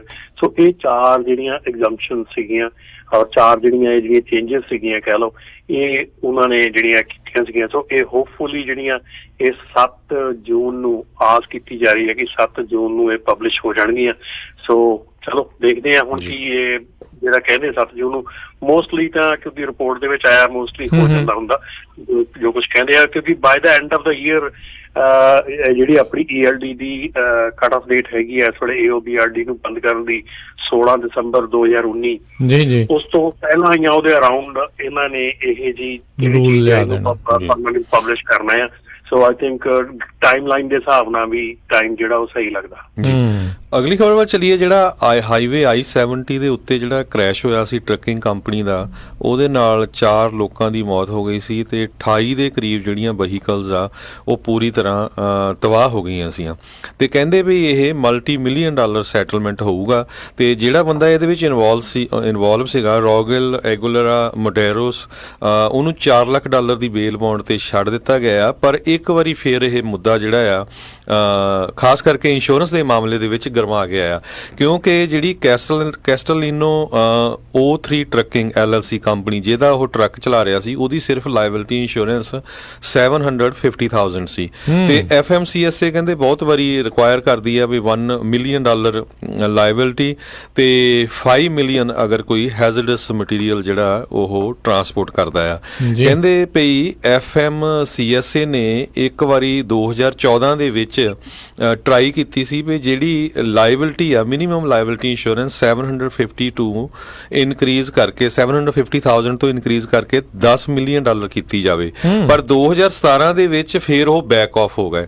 ਪਰ ਹੁਣ ਜਦੋਂ ਇਹ ਬਿਗ ਐਕਸੀਡੈਂਟ ਹੋਇਆ ਹੁਣ ਫਿਰ ਇੱਕ ਵਾਰੀ ਜਿਹੜਾ ਆ ਇਹ ਬਹੁਤ ਰੌਲਾ ਪੈ ਰਿਹਾ। ਬਹੁਤ ਸਾਰੇ ਲੋਕ ਜਿਹੜੇ ਆ ਸੈਨੇਟਰਸ ਕਾਂਗਰਸਮੈਨਾਂ ਨੂੰ ਕੰਟੈਕਟ ਕਰ ਰਹੇ ਆ ਵੀ ਦੇਖੋ 28 ਲੋਕਾਂ ਦੀਆਂ ਕਾਰਾਂ ਜਿਹੜੀਆਂ ਟੁੱਟ ਗਈਆਂ, ਵਹੀਕਲਸ ਟੁੱਟ ਗਈਆਂ, 4 ਦੀ ਮੌਤ ਹੋ ਗਈ ਤੇ ਇੰਸ਼ੋਰੈਂਸ ਜਿਹੜੀ ਆ ਉਹ ਸਿਰਫ $7.5 ਲੱਖ ਦੀ ਆ। ਕੀ ਹੋਊਗਾ ਅਲਟੀਮੇਟਲੀ ਉਹ ਬੰਦਾ ਬੈਂਕਰਪਸੀ ਫਾਈਲ ਕਰ ਜਾਊਗਾ ਤੇ ਜਿਨ੍ਹਾਂ ਦਾ ਨੁਕਸਾਨ ਹੋਣਾ, ਜਿਨ੍ਹਾਂ ਦੀਆਂ ਮੌਤਾਂ ਉਹ ਹੋ ਗਈਆਂ। ਸੋ ਇਹਦੇ ਬਾਰੇ ਰਮਨ ਜੀ ਥੋੜਾ ਤੁਸੀਂ ਕੀ ਕਹਿਣਾ ਚਾਹੁੰਦੇ ਆ? ਦੇਖੋ ਜੀ ਇਹਦੇ ਵਿੱਚ ਜਿਹੜੀ ਮੈਂ ਕਾਫੀ ਜਿਹੜੀਆਂ ਨਿਊਜ਼ ਹੈਗੀਆਂ ਸੁਣੀਆਂ, ਕਾਫੀ ਜਿਹੜੇ ਆਰਟੀਕਲਸ ਆ, ਕਾਫੀ ਜਿਹੜੀਆਂ ਰਿਪੋਰਟਸ ਇਹਦੇ ਉੱਤੇ ਪੜ੍ਹੀਆਂ ਆ ਤੇ ਜਿਹਦੇ ਵਿੱਚ ਔਰ ਇਹ ਨਹੀਂ ਕਿ ਇਕੱਲੀਆਂ ਸਿਰਫ ਰਿਪੋਰਟਸ ਆ ਜਾਂ ਇਕੱਲੀਆਂ ਸਿਰਫ ਨਿਊਜ਼ ਆਰਟੀਕਲ ਲੱਗੇ ਆ, ਈਵਨ ਲਾਈਵ ਵੀਡੀਓਜ਼ ਰਿਕਾਰਡ ਹੋਈਆਂ ਆ ਉਸ ਡਰਾਈਵਰ ਦੀਆਂ ਬਿਫੋਰ ਹੀ ਗੈਟ ਇਨਟੂ ਦਾ ਐਕਸੀਡੈਂਟ। ਠੀਕ ਹੈ ਜੀ। ਸੋ ਹੁਣ ਉਹ ਜਿਹੜੀ ਚੀਜ਼ ਹੈਗੀ ਆ ਉਹਦੇ ਵਿੱਚ ਦੇਖਣ ਚ ਆਇਆ ਕਿ ਇੱਕ ਜਿਹੜਾ ਔਨ ਦੀ ਸਪੌਟ ਡਿਸੀਜਨ ਲੈਣਾ ਉਹਦੇ ਵਿੱਚ ਮੇਰੇ ਖਿਆਲ ਡਰਾਈਵਰ ਕਿਤੇ ਨਾ ਕਿਤੇ ਉਹਦੀ ਚੂਕ ਹੋਈ ਆ, ਕਿਉਂਕਿ ਜਦੋਂ ਉਹ ਡਰਾਈਵ ਕਰਦਾ ਆ ਰਿਹਾ ਉਹਨੇ ਆਪਣੇ ਜਿਹੜੇ ਰੈਂਪ ਹੈਗਾ ਆ, ਡਰਾਈਵ ਆਫ ਰੈਂਪ ਹੈਗਾ, ਜਾਂ ਜਿੱਥੇ ਤੁਸੀਂ ਜੇ ਤੁਹਾਡੀਆਂ ਬ੍ਰੇਕਾਂ ਫੇਲ ਹੋ ਜਾਂਦੀਆਂ ਤੁਸੀਂ ਉੱਥੇ ਟਰੱਕ ਉਹਦੇ ਉਸ ਐਗਜ਼ਿਟ ਦੇ ਵਿੱਚ ਵਾੜ ਸਕਦੇ ਹੋ। ਉਹ ਐਗਜ਼ਿਟ ਦੇ ਵਿੱਚ ਮਿੱਟੀ ਹੁੰਦੀ ਆ, ਪੱਥਰ ਹੁੰਦੇ ਆ, ਉਹ 'ਚ ਟਰੱਕ ਤੁਹਾਡਾ ਕਿਤੇ ਨਾ ਕਿਤੇ ਜਾ ਕੇ ਆਪ ਰੁਕ ਜਾਂਦਾ ਹੈ। ਸੋ ਉਹ ਜਿਹੜਾ ਐਗਜ਼ਿਟ ਹੈਗਾ ਉਹਦੇ ਜਿਹੜੇ ਸਾਈਨਸ ਸੀਗੇ ਉਹ ਐਗਜ਼ਿਟ ਦੇ ਬਿਲਕੁਲ ਸਾਹਮਣੇ ਸੀਗਾ। ਜਦੋਂ ਉਹਨੇ ਆਪਣਾ ਜਿਹੜਾ ਟਰੱਕ ਆ ਬਿਲਕੁਲ 3rd ਲੇਨ ਤੋਂ ਫਾਸਟ ਲੇਨ ਨੂੰ ਪੁਸ਼ ਕੀਤਾ, ਟਰੱਕ ਉਧਰ ਨੂੰ ਲੈ ਗਿਆ ਤੇ ਇੱਕ ਪਿਕਅਪ ਨੂੰ ਉਹਨੇ ਥੱਲੇ ਲਾਤਾ ਸ਼ੋਲਡਰ ਤੇ। ਸੋ ਉਹ ਕਲੀਅਰਲੀ ਉਹਨੇ ਉਹ ਜਿਹੜੇ ਸਾਈਨ ਸੀਗੇ ਉਹ ਮਿਸ ਕੀਤੇ ਆ। ਸੋ ਮੈਂ ਅੱਜ ਉਹਨਾਂ ਦੀ ਜਿਹੜੀ ਆ ਰਿਪੋਰਟ ਵੀ ਪੜ੍ਹੀ ਆ ਸਾਰੀ, ਉਹਨਾਂ ਦੀ ਜਿਹੜੀ ਉਹਦੀ ਕੰਪਨੀ ਦੀ ਬੈਕਗਰਾਊਂਡ ਹੈਗੀ ਆ। ਸੋ ਅਬਾਊਟ ਉਹਨਾਂ ਦੀਆਂ 19 ਇੰਸਪੈਕਸ਼ਨ ਜਿਹੜੀਆਂ ਪਿਛਲੇ 12 ਮਹੀਨਿਆਂ ਦੇ ਵਿੱਚ ਉਹਨਾਂ ਦੀਆਂ ਹੋਈਆਂ, 19 ਇੰਸਪੈਕਸ਼ਨ, 19 ਦੇ ਵਿੱਚ ਉਹਨਾਂ ਨੂੰ 30 ਵਾਇਓਲੇਸ਼ਨਸ ਜਿਹੜੀਆਂ ਮਿਲੀਆਂ ਆ। 30 ਵਾਇਓਲੇਸ਼ਨਸ ਦੇ ਵਿੱਚ ਤੁਸੀਂ ਇਹ ਹਿਸਾਬ ਲਾਓ ਕਿ ਇੱਕ ਵਾਇਓਲੇਸ਼ਨ ਡੈਫੀਨੇਟਲੀ ਇਹ ਹੈਗੀ ਆ ਕਿ ਉਹਦੇ ਵਿੱਚ ਕਿ ਉਹਦਾ ਜਿਹੜਾ ਡਰਾਈਵਰ ਹੈ, ਜਿਹੜਾ ਵੀ ਇੰਸਪੈਕਸ਼ਨ ਹੋਈ ਹੈ ਜਿਹੜੀ, ਉਸ ਡਰਾਈਵਰ ਨੂੰ ਇੰਗਲਿਸ਼ ਪੜ੍ਹਨੀ ਤੇ ਸਮਝਣੀ ਜਾਂ ਬੋਲਣੀ ਨਹੀਂ ਸੀ ਆਉਂਦੀ। ਸੋ ਉਹਨੂੰ ਉਹ ਜਿਹੜੀ ਵਾਇਓਲੇਸ਼ਨ ਆ ਉਹ ਡੈਫੀਨੇਟਲੀ ਉਹਨਾਂ ਦੇ ਤੇ ਉੱਥੇ ਹੈਗੀ ਆ। ਤੇ ਤਕਰੀਬਨ 10 ਦੇ ਕਰੀਬ ਵਾਇਓਲੇਸ਼ਨਾਂ ਜਿਹੜੀਆਂ ਉਸ ਕੰਪਨੀ ਦੀਆਂ ਹੈਗੀਆਂ ਉਹ ਬ੍ਰੇਕ ਫੇਲੀਅਰ ਤੇ ਹੈਗੀਆਂ, ਬ੍ਰੇਕ ਕੰਪੋਨੈਂਟ ਤੇ ਹੈਗੀਆਂ। ਸੋ ਕਲੀਅਰ ਸਾਈਨ ਸੀਗੇ ਉਸ ਕੰਪਨੀ ਨੂੰ ਕਿ ਜਿਹੜੀ ਮੇਨਟੇਨੈਂਸ ਪ੍ਰੋਬਲਮ ਉਹਦੀ ਹੈਗੀ ਆ, ਮੇਨਟੇਨੈਂਸ ਪ੍ਰੋਬਲਮ ਜਿਹੜੀ ਉਸ ਕੰਪਨੀ ਦੇ ਵਿੱਚ ਡੈਫੀਨੇਟਲੀ ਹੈਗੀ ਸੀਗੀ, ਔਰ ਖਾਸ ਕਰਕੇ ਬ੍ਰੇਕਾਂ ਦੀ ਮੇਨਟੇਨੈਂਸ ਪ੍ਰੋਬਲਮ ਸੀਗੀ। ਉਹ ਕਲੀਅਰ ਸਾਈਨ ਸੀਗੇ। ਉਸ ਤੋਂ ਬਾਅਦ ਉਹਦੇ ਡਰਾਈਵਰ ਨੂੰ ਇੰਗਲਿਸ਼ ਨਹੀਂ ਆਉਂਦੀ, ਇੰਗਲਿਸ਼ ਪੜ੍ਹਨੀ ਬੋਲਣੀ ਸਮਝਣੀ ਨਹੀਂ ਆਉਂਦੀ, ਉਹ ਵੀ ਉਹਨਾਂ ਦੇ ਕੋਲ ਕਲੀਅਰ ਸਾਈਨ ਸੀਗੇ ਕਿ ਇਹ ਜਿਹੜਾ ਡਰਾਈਵਰ ਜਿਹੜੇ ਹੈਗੇ ਆ ਉਹਨਾਂ ਦੇ ਕੋਲ ਉਹਨਾਂ ਨੂੰ ਇਹ ਚੀਜ਼ ਨਹੀਂ ਆਉਂਦੀ, ਉਹਨਾਂ ਨੂੰ ਟਿਕਟ ਮਿਲ ਚੁੱਕੀ ਹੈ ਇਸ ਚੀਜ਼ ਦੇ ਉੱਤੇ। ਸੋ ਉਸ ਤੋਂ ਬਾਅਦ ਆਪਾਂ ਹੁਣ ਗੱਲ ਕਰਦੇ ਹਾਂ ਕਿ ਜਿਹੜੀ ਇੱਕ ਡਰਾਈਵਰ ਆ, ਡਰਾਈਵਰ ਦੀ ਇੱਕ ਕਾਮਨ ਸੈਂਸ ਔਰ ਡਰਾਈਵਰ ਦਾ ਇੱਕ ਔਨ ਦੀ ਸਪੌਟ ਜਿਹੜਾ ਡਿਸੀਜਨ ਲੈਣਾ ਆ ਕਿ ਕਿਵੇਂ ਇਸ ਚੀਜ਼ ਨੂੰ ਅਵੋਇਡ ਕਰਨਾ, ਕਿਵੇਂ ਇਸ ਚੀਜ਼ ਨੂੰ ਖਤਮ ਕਰਨਾ ਆ। ਸੋ ਮੇਰੇ ਖਿਆਲ ਦੇ ਵਿੱਚ ਕਿਤੇ ਨਾ ਕਿਤੇ ਉਹਦੇ ਦਿਮਾਗ ਦੇ ਵਿੱਚ, ਕਿਤੇ ਨਾ ਕਿਤੇ ਉਹਦੇ ਵਿਚਾਰ ਦੇ ਵਿੱਚ ਇਹ ਚੀਜ਼ ਜ਼ਰੂਰ ਆਈ ਹੋਊਗੀ ਕਿ ਜੇ ਮੈਂ ਇਸ ਰੈਂਪ ਤੇ ਕੱਢਦਾ ਸ਼ਾਇਦ ਮੈਨੂੰ ਇਕੱਲੇ ਨੂੰ ਸੱਟਾਂ ਲੱਗਣੀਆਂ, ਮੇਰਾ ਨੁਕਸਾਨ ਹੋਵੇ। ਪਰ ਹੋ ਸਕਦਾ ਕਿਉਂਕਿ ਅੱਗੇ ਉਹਨੂੰ ਇਹ ਵੀ ਹੋ ਸਕਦਾ ਕਿ ਡਾਊਨ ਦਾ ਹਿੱਲ ਉਹਨੂੰ ਨਾ ਪਤਾ ਹੋਵੇ ਕਿ ਅੱਗੇ ਟ੍ਰੈਫਿਕ ਖੜਾ ਆ, ਠੀਕ ਹੈ ਨਾ। ਸੋ ਇਹ ਜਿਹੜਾ ਹਾਦਸਾ ਵਾਪਰਿਆ, ਕਈ ਇਹਦੇ ਵਿੱਚ ਜਿਹੜੇ ਫੈਕਟਰਸ ਹੈਗੇ ਆ, ਕੰਪਨੀ ਦੀ ਵੀ ਇਸ਼ੂ ਆ, ਡਰਾਈਵਰ ਦੇ ਵੀ ਇਸ਼ੂ ਆ, ਟ੍ਰੇਨਿੰਗ ਇਸ਼ੂਜ਼ ਹੈਗੇ ਆ, ਇਮੈਚਿਓਰਿਟੀ ਹੈਗੀ ਆ, ਤੇ ਉਹਦੇ ਨਾਲ ਹੀ ਜਿਹੜੇ ਰੈੱਡ ਫਲੈਗਸ ਜਿਹੜੇ ਕੰਪਨੀ ਨੇ ਮਿਸ ਕੀਤੇ ਆ ਉਹ ਵੀ ਡੈਫੀਨੇਟਲੀ ਆਉਂਦੇ ਆ। ਤਾਂ ਜਿੱਦਾਂ ਤੁਸੀਂ ਹਰਜੋਤ ਭਾਜੀ ਗੱਲ ਕਰਦੇ ਇੰਸ਼ੋਰੈਂਸ ਦੀ, ਡੈਫੀਨੇਟਲੀ ਹੁਣ $750,000 ਦੀ ਇੰਸ਼ੋਰੈਂਸ ਆ ਤੇ ਮੇਰੇ ਖਿਆਲ ਉਹ ਚ ਕੁਛ ਵੀ ਨਹੀਂ ਹੋ ਸਕਦਾ। ਤੇ ਜੇ ਉਹ ਮਤਲਬ ਡੈਫੀਨੇਟਲੀ ਕੰਪਨੀ ਨੂੰ ਬੈਂਕਰਪਸੀ ਕਰਨੀ ਪੈਂਦੀ ਹੈ ਤੇ ਬੈਂਕਰਪਸੀ ਤੋਂ ਬਾਅਦ ਬੇਸਿਕਲੀ ਤਾਂ ਜਿਹਨਾਂ ਦੇ ਨੁਕਸਾਨ ਹੋ ਗਏ ਉਹਨਾਂ ਦੇ ਨੁਕਸਾਨ ਇਹ ਬਿਨਾਂ ਕਿਸੇ ਗੱਲ ਤੋਂ ਜਿਹੜੇ ਆ ਉਹ ਰਹਿ ਜਾਣੇ ਆ, ਉਦੋਂ ਹੀ ਪਤਾ ਨਹੀਂ ਲੱਗਦਾ, ਹੈ ਨਾ। ਸੋ ਇਹ ਗੱਲਾਂ ਜਿਹੜੀਆਂ ਹੈਗੀਆਂ ਡੈਫੀਨੇਟਲੀ ਇੰਸ਼ੋਰੈਂਸ ਦੇ ਮਾਮਲੇ ਜਦੋਂ ਆਪਾਂ ਗੱਲ ਕਰਦੇ ਹਾਂ ਤੇ ਪਰ ਅੱਜ ਦੀ ਤਰੀਕ ਦੇ ਵਿੱਚ ਜੇ ਆਪਾਂ ਗੱਲ ਕਰੀਏ ਤੇ ਇਸ ਵੇਲੇ ਕੰਪਨੀਆਂ ਨੂੰ ਇੰਨੀ ਇੰਸ਼ੋਰੈਂਸ ਵੀ ਜਿਹੜੀ ਆ ਉਹ ਵੀ ਕਰਾਉਣੀ ਔਖੀ ਹੋਈ ਆ। ਜਿਹੜੇ ਹਿਸਾਬ ਦੇ ਨਾਲ ਰੇਟ ਇਸ ਵੇਲੇ ਵਧੇ ਆ ਉਹ ਬਹੁਤ ਮੁਸ਼ਕਲ ਹੋਇਆ ਪਿਆ ਟਰੱਕਿੰਗ ਕੰਪਨੀਜ਼ ਨੂੰ ਅਫੋਰਡ ਕਰਨਾ। ਤੇ ਕਈ ਜਿਹੜੇ ਮੈਂ ਇਸ ਵੇਲੇ ਵਿਚਾਰ ਹੁੰਦੇ ਆ, ਕਈ ਥਾਵਾਂ ਤੇ ਗੱਲਾਂ ਹੁੰਦੀਆਂ ਕੰਪਨੀਜ਼ ਦੇ ਵਿੱਚ, ਤੇ ਉਹਦੇ ਵਿੱਚ ਵੀ ਇਹ ਜਿਹੜੀ ਗੱਲ ਜ਼ਿਆਦਾ ਆਪਾਂ ਇਸ ਵੇਲੇ ਚੱਲ ਰਹੀ ਆ ਜਾਂ ਹੋ ਰਹੀ ਆ, ਉਹਦੇ ਹਿਸਾਬ ਨਾਲ ਇਹ ਹੈ ਕਿ ਜਿਹੜੀ ਇਮੈਚਿਓਰਿਟੀ ਜਿਹੜੇ ਸਾਡੇ ਜਿਹੜੇ ਆਪਣੇ ਡਿਸਪੈਚਰਸ ਬਣੇ ਹੋਏ ਆ ਜਾਂ ਡਿਸਪੈਚਰਸ ਜਿਹੜੇ ਬਣ ਰਹੇ ਆ ਨਵੇਂ, ਜਿਨ੍ਹਾਂ ਦੇ ਵਿੱਚ ਥੋੜੀ ਨਹੀਂ ਬਹੁਤ ਜ਼ਿਆਦਾ ਮੈਚਿਓਰਿਟੀ ਹੈਗੀ ਆ ਕਿ ਉਹਨਾਂ ਨੂੰ ਨਹੀਂ ਪਤਾ ਕਿ ਟਰੱਕ ਰੇਟਸ ਕੀ ਆ, ਕਿੱਦਾਂ ਲੈਣੇ ਆ। ਇੱਕ ਦੂਜੇ ਨੂੰ ਪੁੱਛ ਕੇ ਤੁਸੀਂ ਟਰੱਕ ਰੇਟ ਜੇ ਲੈਣੇ ਆ ਤਾਂ ਡੈਫੀਨੇਟਲੀ ਤੁਸੀਂ ਕਦੀ ਉਹਦੇ ਸਕਸੈਸਫੁਲ ਨਹੀਂ ਹੋਵੋਗੇ। ਤੇ ਇਹ ਵੀ ਇੱਕ ਬੜੀ ਵੱਡੀ ਗੱਲ ਆ। ਹੁਣ ਸਾਰਿਆਂ ਨੂੰ ਇਹੋ ਹੀ ਕਹੀਦਾ ਕਿ ਐਟਲੀਸਟ ਤੁਹਾਨੂੰ ਘੱਟੋ ਘੱਟ ਕੰਮ ਦੇ ਬਾਰੇ ਜਾਣਕਾਰੀ ਹੋਣੀ ਚਾਹੀਦੀ ਹੈ। ਸੋ ਬਿਲਕੁਲ ਰਮਨ ਜੀ, ਆਪਾਂ ਟਰੱਕ ਰੇਟਸ ਬਾਰੇ ਵੀ ਗੱਲ ਕਰਨੀ ਆ ਕਿ ਬਹੁਤ ਸਾਰਾ ਜਿਹੜਾ ਇਹ ਵੀ ਆ ਰਿਹਾ ਵੀ ਬਹੁਤ ਸਾਰੀਆਂ ਕੰਪਨੀਆਂ ਬੰਦ ਹੋਣ ਜਾ ਰਹੀਆਂ। ਆਪਾਂ ਬ੍ਰੇਕ ਤੋਂ ਬਾਅਦ ਇਹਦੇ ਬਾਰੇ ਡਿਟੇਲ 'ਚ ਗੱਲ ਕਰਾਂਗੇ ਵੀ ਕਿਸ ਤਰ੍ਹਾਂ ਇਮੈਚਿਓਰ ਬੰਦੇ ਜਿਹੜੇ ਆ ਉਹੀ ਲੋਡ ਲਈ ਜਾਂਦੇ ਵੀ ਬੰਦੇ ਚੱਕੀ ਜਾਓ ਫੱਟੇ, ਚਾਹੇ ਘੱਟ ਪ੍ਰਾਈਸ ਹੋਵੇ, ਉਹਦੇ ਬਾਰੇ ਵੀ ਆਪਾਂ ਡਿਟੇਲ 'ਚ ਬ੍ਰੇਕ ਤੋਂ ਬਾਅਦ ਗੱਲ ਕਰਦੇ ਹਾਂ। ਪਰ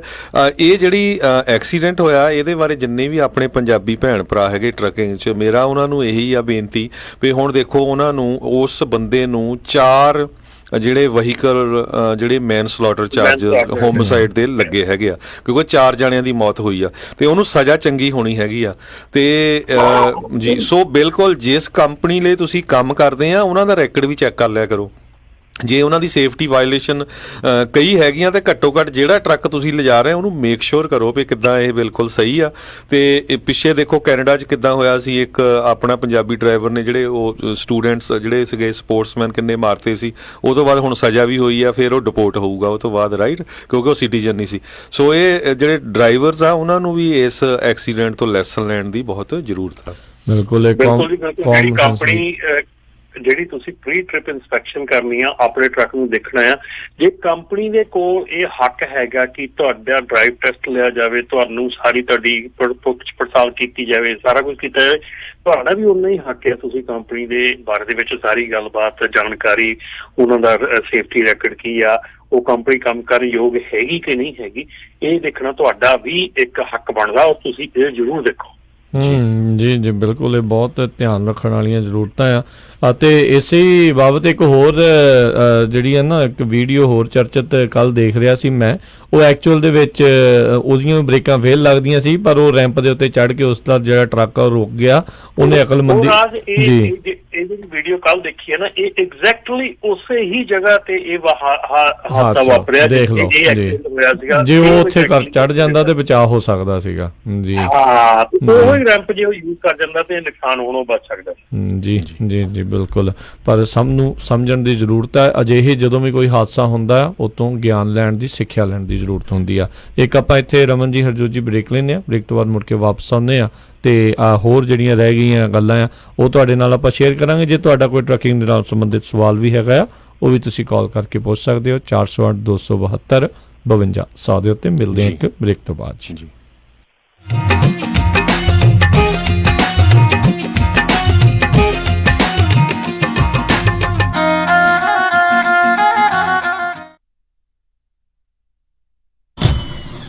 ਉਹ ਕਿੱਥੇ ਰਹਿ ਗਏ ਸੀ ਤੁਸੀਂ? ਮੈਂ ਕਾਦਾ ਉਡੀਕੀ ਜਾਣਾ ਤੁਹਾਨੂੰ।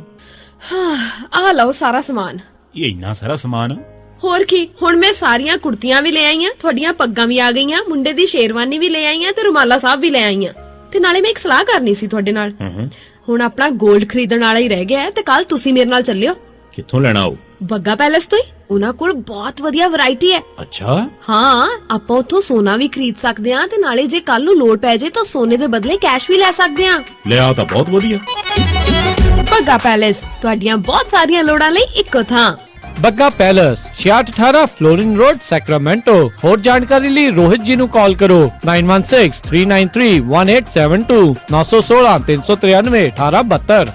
ਮੁਸੀਬਤਾਂ ਕਦੇ ਵੀ ਦੱਸ ਕੇ ਨਹੀਂ ਆਉਂਦੀਆਂ, ਇਸ ਲਈ ਖਾਲਸਾ ਇੰਸ਼ੋਰੈਂਸ ਏਜੰਸੀ ਦੇ ਲਾਈਫ ਇੰਸ਼ੋਰੈਂਸ ਪਲਾਨਸ ਲਾਈਫ ਦੇ ਵਿੱਚ ਮੁਸੀਬਤਾਂ ਲਈ ਹਮੇਸ਼ਾ ਰਹੋ ਤਿਆਰ। Khalsa insurance agency 408 272 2500। Elk Grove ਦਾ ਸਭ ਤੋਂ ਵੱਡਾ grocery store India spices and music under new management, ਜਿੱਥੋਂ ਖਰੀਦ ਸਕਦੇ ਹੋ ਹਰ ਇੱਕ ਤਰ੍ਹਾਂ ਦੀ ਇੰਡੀਅਨ ਗਰੋਸਰੀ, ਤਾਜ਼ੀਆਂ ਸਬਜ਼ੀਆਂ ਤੇ ਮਸਾਲੇ ਅਤੇ ਬਰਤਨ ਵੀ ਖਰੀਦ ਸਕਦੇ ਹੋ। ਤਾਜ਼ੀਆਂ ਸਬਜ਼ੀਆਂ ਹਰ ਰੋਜ਼ ਮਿਲਦੀਆਂ ਹਨ। ਵਧੇਰੇ ਜਾਣਕਾਰੀ ਲਈ ਗੱਲ ਕਰ ਸਕਦੇ ਹੋ Pal Singh Boparai 9166911110 916 691 1110। India spices and music 9059 Bruceville road suite 100 Elk Grove. ਇਹ ਖੁੱਲੇ ਰਹਿੰਦੇ ਹਨ ਹਫਤੇ ਦੇ 7 ਦਿਨ, ਸਵੇਰੇ 9 ਵਜੇ ਤੋਂ ਰਾਤੀ 9 ਵਜੇ ਤੱਕ।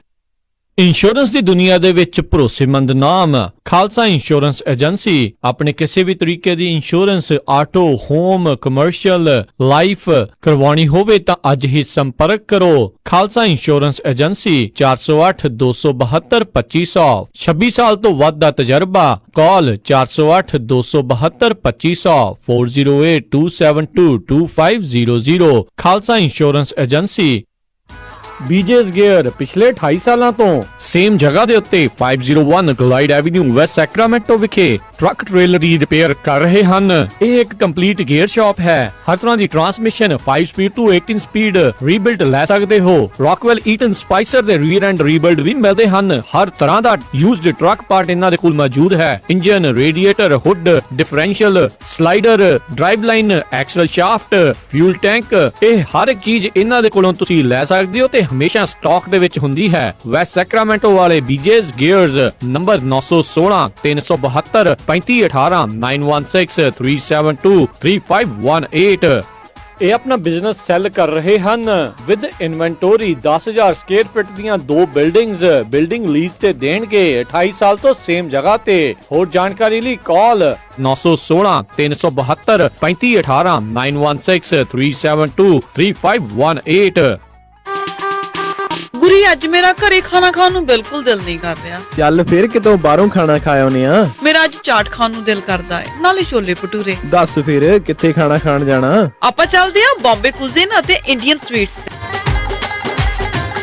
ਬੰਬੇ ਕੁਜ਼ੀਨ ਅਤੇ ਇੰਡੀਅਨ ਸਵੀਟਸ, ਜਿੱਥੇ ਕਿ ਤੁਸੀਂ ਵੈਜ ਨਾਨ ਵੈਜ ਖਾਣਾ ਵੀ ਖਾ ਸਕਦੇ ਹੋ, ਛੋਲੇ ਭਟੂਰੇ ਵੀ ਖਾ ਸਕਦੇ ਹੋ ਤੇ ਖਾ ਸਕਦੇ ਹੋ ਹਰ ਇੱਕ ਤਰ੍ਹਾਂ ਦੀ ਚਾਟ, ਅਤੇ ਵਿਆਹ ਸ਼ਾਦੀ ਵਾਸਤੇ ਭਾਜੀ ਵੀ ਬਣਾਉਂਦੇ ਹਨ। 50 ਬੰਦਿਆਂ ਦੇ ਬੈਠ ਕੇ ਖਾਣ ਦੀ ਜਗ੍ਹਾ ਵੀ ਹੈ ਅਤੇ ਫੂਡ ਨੂੰ ਟੂ ਗੋ ਵੀ ਕਰ ਸਕਦੇ ਹੋ। ਤੇ ਆਉਂਦੇ ਆਪਾਂ ਮੰਮੀ ਹੁਣਾਂ ਵਾਸਤੇ ਮਠਿਆਈਆਂ ਵੀ ਲੈ ਆਵਾਂਗੇ। ਬੰਬੇ ਕੁਜ਼ੀਨ ਅਤੇ ਇੰਡੀਅਨ ਸਵੀਟਸ 7452 ਫੁੱਟਹਿਲ ਬੁਲੇਵਾਰਡ ਰੋਜ਼ਵਿਲ, ਅਤੇ ਇਹਨਾਂ ਦੀ ਨਵੀਂ ਬ੍ਰਾਂਚ 1013 ਰੈਲੀਸ ਸਟਰੀਟ ਫੋਲਸਮ ਦੀ ਗ੍ਰੈਂਡ ਓਪਨਿੰਗ ਵੀ ਹੋ ਚੁੱਕੀ ਹੈ। ਵਧੇਰੇ ਜਾਣਕਾਰੀ ਲਈ ਗੱਲ ਕਰ ਸਕਦੇ ਹੋ 2482284580 248 228 4580, ਅਤੇ ਇਹਨਾਂ ਨੂੰ ਕਿਚਨ ਵਿੱਚ ਹੈਲਪਰ ਦੀ ਵੀ ਜ਼ਰੂਰਤ ਹੈ। ਚੱਲ ਫਿਰ ਚੱਲੀਏ Bombay cuisine and Indian sweets ਤੇ।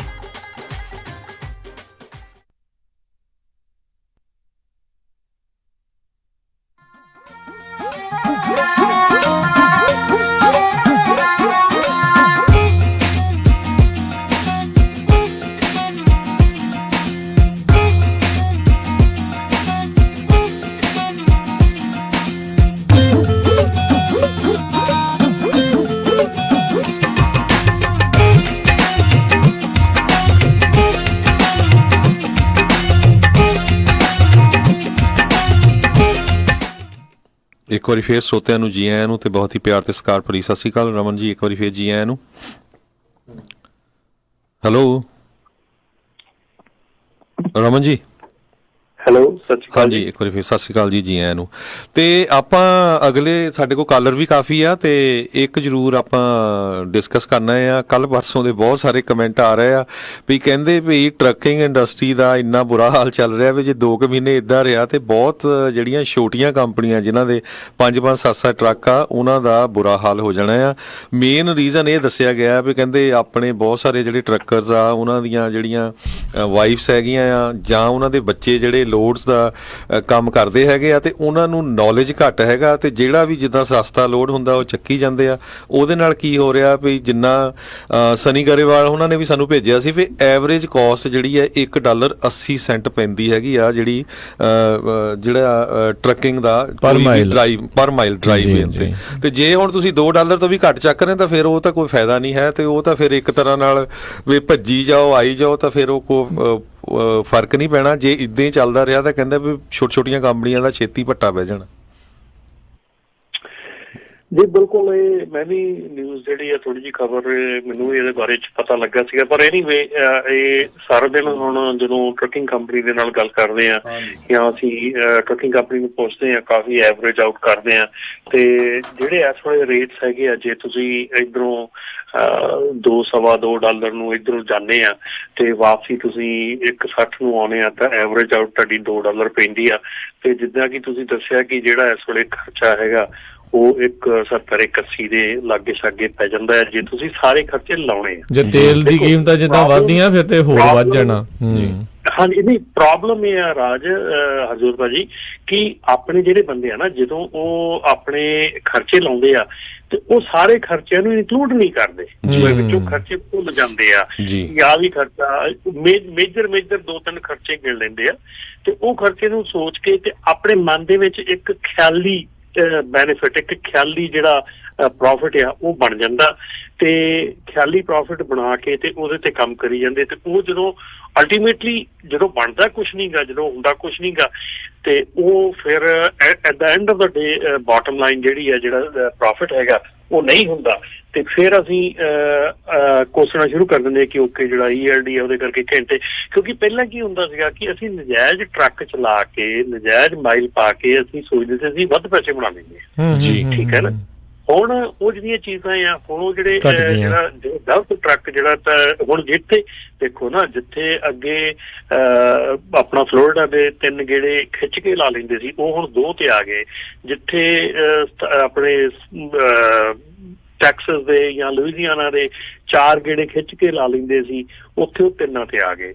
ਹੁਣ ਹਰ ਇੱਕ ਜਿਹੜਾ ਇੱਕ ਗੇੜੇ ਦਾ ਫਰਕ ਆ, ਉਹ ਜਦੋਂ ਹੁਣ ਆਪਾਂ ਘੱਟ ਰੇਟ ਤੇ ਆਪਾਂ 4 ਲਾ ਲੈਂਦੇ ਤੇ ਆਪਾਂ ਨੂੰ ਲੱਗਦਾ ਸੀ ਆਪਾਂ ਨੂੰ ਪੈਸੇ ਬਚ ਰਹੇ ਆ, ਪਰ ਉਹ ਜਦੋਂ ਹੁਣ ਗੇੜੇ 3 ਰਹਿ ਗਏ ਉਹ ਚੀਜ਼ ਘਟ ਗਈ। ਸੋ ਹੁਣ ਹਰ ਇੱਕ ਨੂੰ ਦੇਖੋ, ਹਰ ਇੱਕ ਨੂੰ ਮੈਂ ਇਹ ਚੀਜ਼ ਦਾ ਜਿਹੜੀ ਚੀਜ਼ ਆ ਹਰ ਇੱਕ ਨੂੰ ਕਹਿਣਾ ਕਿ ਹਰ ਇੱਕ ਬੰਦਾ ਚਾਹੁੰਦਾ ਕਿ ਮੈਂ ਆਪਣਾ ਆਪ ਕੰਮ ਕਰਾਂ, ਮੈਂ ਆਪਣਾ ਆਪ ਬੌਸ ਹੋਵਾਂ, ਪਰ ਉਹਦੇ ਵਿੱਚ ਹੈ ਕਿ ਜ਼ਰੂਰੀ ਹੈ ਕਿ ਹਰ ਇੱਕ ਚੀਜ਼ ਦਾ ਪਤਾ ਵੀ ਹੋਣਾ ਚਾਹੀਦਾ ਨਾ ਕਿ ਤੁਹਾਨੂੰ ਕਿ ਤੁਸੀਂ ਬਿਜ਼ਨਸ ਰਨ ਕਿਵੇਂ ਕਰਨਾ।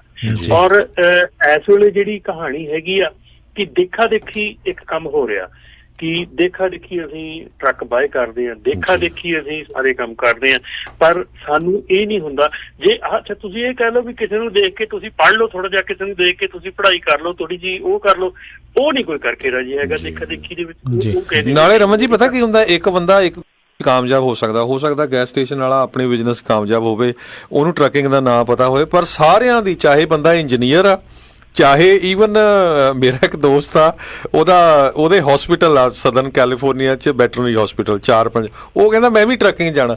ਸੋ ਹਰ ਕੋਈ ਇੱਕ ਦੂਜੇ ਵੱਲ ਦੇਖ ਕੇ ਜਾ ਰਿਹਾ ਜਿਹਨੂੰ ਕੋਈ ਨੌਲੇਜ ਨਹੀਂ ਹੈ ਜੀ। ਇਹ ਤਾਂ ਲੇਟਲੀ ਮੈਨੂੰ ਬਹੁਤ ਕਾਲਸ ਆ ਰਹੀਆਂ ਕਿ ਸਾਨੂੰ ਦੱਸੋ ਅਸੀਂ 2 ਟਰੱਕ ਲੈ ਲਏ ਆ ਤੇ ਹੁਣ ਇਹਦਾ ਕੀ ਕਰੀਏ। ਪਹਿਲਾਂ ਸੋਚਣਾ ਸੀ ਵੀ ਟਰੱਕ ਲੈਣ ਤੋਂ ਪਹਿਲਾਂ ਜੀ। ਤੇ ਕੁਝ ਜਿਹੜੇ ਕਾਲਰਸ ਆਪਾਂ ਉਹਨਾਂ ਨਾਲ ਗੱਲ ਕਰਦੇ ਆ। ਇੰਦਰਜੀਤ ਸਿੰਘ ਜੀ ਸਵਾਗਤ ਹੈ। ਹਾਂਜੀ ਬਾਈ ਜੀ ਸਤਿ ਸ਼੍ਰੀ ਅਕਾਲ, ਤੇ ਬਾਈ ਹਰਜੋਤ ਹੋਣਾ ਨੂੰ ਤੇ ਬਾਈ ਅਮਨ ਬਾਈ ਨੂੰ ਵੀ ਸਤਿ ਸ਼੍ਰੀ ਅਕਾਲ। ਤੇ ਬਾਈ ਜੀ ਨੇ ਬਹੁਤ ਵਧੀਆ ਗੱਲ ਕੀਤੀ। ਪਹਿਲਾਂ ਤਾਂ 2 ਖੁਸ਼ਖਬਰੀਆਂ ਵੀ ਜਿਹੜਾ ਕਿ ਟੈਕਸ ਨਵੇਂ ਟਰੱਕ ਦੇ ਉੱਤੇ ਟੈਕਸ ਤਾਂ ਘਟ ਗਿਆ, ਪਰ ਸਾਡੇ ਬੰਦਿਆਂ ਦੀ ਦੌੜ ਮੇਰੇ ਖਿਆਲ ਵਿੱਚ ਜਿਵੇਂ ਹੁਣ ਤੁਸੀਂ ਗੱਲ ਕਰ ਹੀ ਰਹੇ ਸੀਗੇ ਵੀ ਸਾਡੇ ਰੀਸ ਦੀ ਘੜੀਸ ਹੈ ਜਿਹੜੀ ਕਿ ਦੇਖਾ ਦੇਖੀ ਟਰੱਕਾਂ ਵਾਲੇ ਪਾਸੇ ਵਧ ਰਹੇ ਆ, ਤੇ ਇਹ ਬਗੈਰ ਤਜਰਬੇ ਤੋਂ ਬਗੈਰ ਕੋਈ ਜਾਣਕਾਰੀ ਹਾਸਲ ਕੀਤੇ ਬਗੈਰ ਹੀ ਅਸੀਂ ਉਸ ਰਾਹ ਤੁਰ ਪੈਨੇ ਆ ਤੇ ਮੁੜ ਕੇ ਉਹ ਰਾਹ ਉੱਚੀ ਨੀਵੇਂ ਕਿੰਨੇ ਕੁ ਉੱਚੇ ਤੇ ਕਿੰਨੇ ਕੁ ਨੀਵੇਂ ਆ ਉਹ ਜਦੋਂ ਜਾਣੇ ਆ ਉਦੋਂ ਬੰਦਾ ਦਲਦਲ ਚ ਫਸ ਗਿਆ, ਕਿਤੇ ਕਿੱਥੇ ਹੋਇਆ ਕੀ ਹੋ ਗਿਆ। ਇਹ ਸਹੀ ਗੱਲ ਕੀਤੀ ਹੈ ਤੁਹਾਡੀ, ਤੁਸੀਂ ਜੇ ਹੋਣੀ ਵੀ ਚਾਹੀਦੀ ਹੈ ਤੇ ਉੱਤੇ ਉਹਦੇ ਉੱਤੇ ਵਿਚਾਰ ਹੋਣੇ ਚਾਹੀਦੇ ਵੀ ਮੈਂ ਇਸਦੇ ਕਾਬਲ ਹੈਗਾ ਵੀ ਹੈ ਕਿ ਨਹੀਂ, ਜੇ ਮੈਂ ਕਿੰਨੀ ਕੀ ਨੌਲੇਜ ਦੀ ਮੈਨੂੰ ਲੋੜ ਹੈਗੀ ਹੈ ਤੇ ਉਹਦੇ ਵਾਸਤੇ ਮੈਂ ਜਾਂ ਤਾਂ ਇੰਟਰਨੈਟ ਤੋਂ ਜਾਂ ਕਲਾਸਾਂ ਲਵਾਂ ਜਾਂ ਕੋਈ ਕਰਾਂ। ਉਹਦਾ ਤਜਰਬਾ ਸਭ ਤੋਂ ਵੱਡਾ ਇਹੀ ਹੈ ਕਿ ਜਿੰਨਾ ਚਿਰ ਤੁਸੀਂ ਆਪ 2-3 ਸਾਲ ਟਰੱਕ ਆਪ ਨਹੀਂ ਨਾ ਚਲਾਉਂਦੇਗੇ, ਰੋਡ ਦੇ ਉੱਤੇ ਆਉਂਦੇਗੇ, ਮੁੜਕੀ ਨਹੀਂ ਹੁੰਦੇਗੇ, ਉਹਨਾਂ ਚੱਕਰ ਰੋਟੀਆਂ ਵੇਹੀਆਂ ਨਹੀਂ ਖਾਂਦੇ, ਉਹਨਾਂ ਚੱਕਰ ਗੱਲ ਨਹੀਂ ਬਣਦੀ ਗੀ, ਭਾਉਂਦੀ ਉਹ ਕਿਤਾਬੀ ਬਹਿ ਜਾਣ, ਭਾਉਂਦੀ ਕੁਛ ਕਰੀ ਜਾਣ। ਤੇ ਦੂਸਰਾ ਇਹ ਵੀ ਸਰਵਿਸ ਆਵਰ ਵਾਸਤੇ ਬਾਈ ਜੀ ਨੇ ਜ਼ਿਕਰ ਕੀਤਾ, ਤੁਹਾਨੂੰ ਬਾਈ ਨੇ ਬਈ ਇਹਦੀ ਛੇਤੀ ਹੀ ਅਪਡੇਟ ਆਪਾਂ ਨੂੰ ਆਉਣ ਵਾਲੀ ਹੈ ਜੂਨ ਦੇ ਫਸਟ ਵੀਕ ਤੇ ਸੈਕੰਡ ਵੀਕ ਚ। ਤੇ ਇਹ ਬਹੁਤ ਵਧੀਆ ਗੱਲ ਹੈ ਵੀ ਜਿਹੜਾ ਸਰਵਿਸ ਆਵਰ ਹੈਗੇ ਆ ਜਿਹੜੇ ਕਲੈਰੀਫਾਈ ਹੋਣ ਤੇ ਨਾਲੇ ਹੋਣ ਵੀ ਸਹੀ ਹੋਣ। ਤੇ ਧੰਨਵਾਦ। ਵਧੀਆ ਗੱਲ ਹੈ। ਤੇ ਬਿਲਕੁਲ ਜੀ, ਜਿਹੜੀ ਤੁਸੀਂ ਇੱਕ ਪਹਿਲੀ ਗੱਲ ਕੀਤੀ ਹੈ ਕਿ ਟੈਕਸ ਆਪਣਾ ਅਜੇ ਘਟਿਆ ਨਹੀਂ, ਅਜੇ ਬਿੱਲ ਲਾਗੂ ਅਜੇ ਸਿਰਫ ਉਹਦਾ ਕਾਨੂੰਨ ਪ੍ਰਪੋਜ਼ ਕੀਤਾ ਗਿਆ ਵੀ ਇਹ ਮਾਫ ਹੋਣਾ ਚਾਹੀਦਾ, ਖਤਮ ਹੋਣਾ ਚਾਹੀਦਾ, ਹੋਇਆ ਨਹੀਂ ਪਰ ਜੀ। ਇਹ ਬਹੁਤ ਔਖਾ ਆ ਰਮਨ ਜੀ, ਇੰਨਾ ਸੌਖਾ ਨਹੀਂ ਆ ਵੀ ਹੋ ਜਾਊਗਾ। ਹਾਂ, ਕਿਉਂਕਿ ਗਵਰਨਮੈਂਟ ਦੀ ਤਾਂ ਪੈਸੇ ਘਟਣੇ ਆ, ਠੀਕ ਆ ਕਿ ਨਹੀਂ।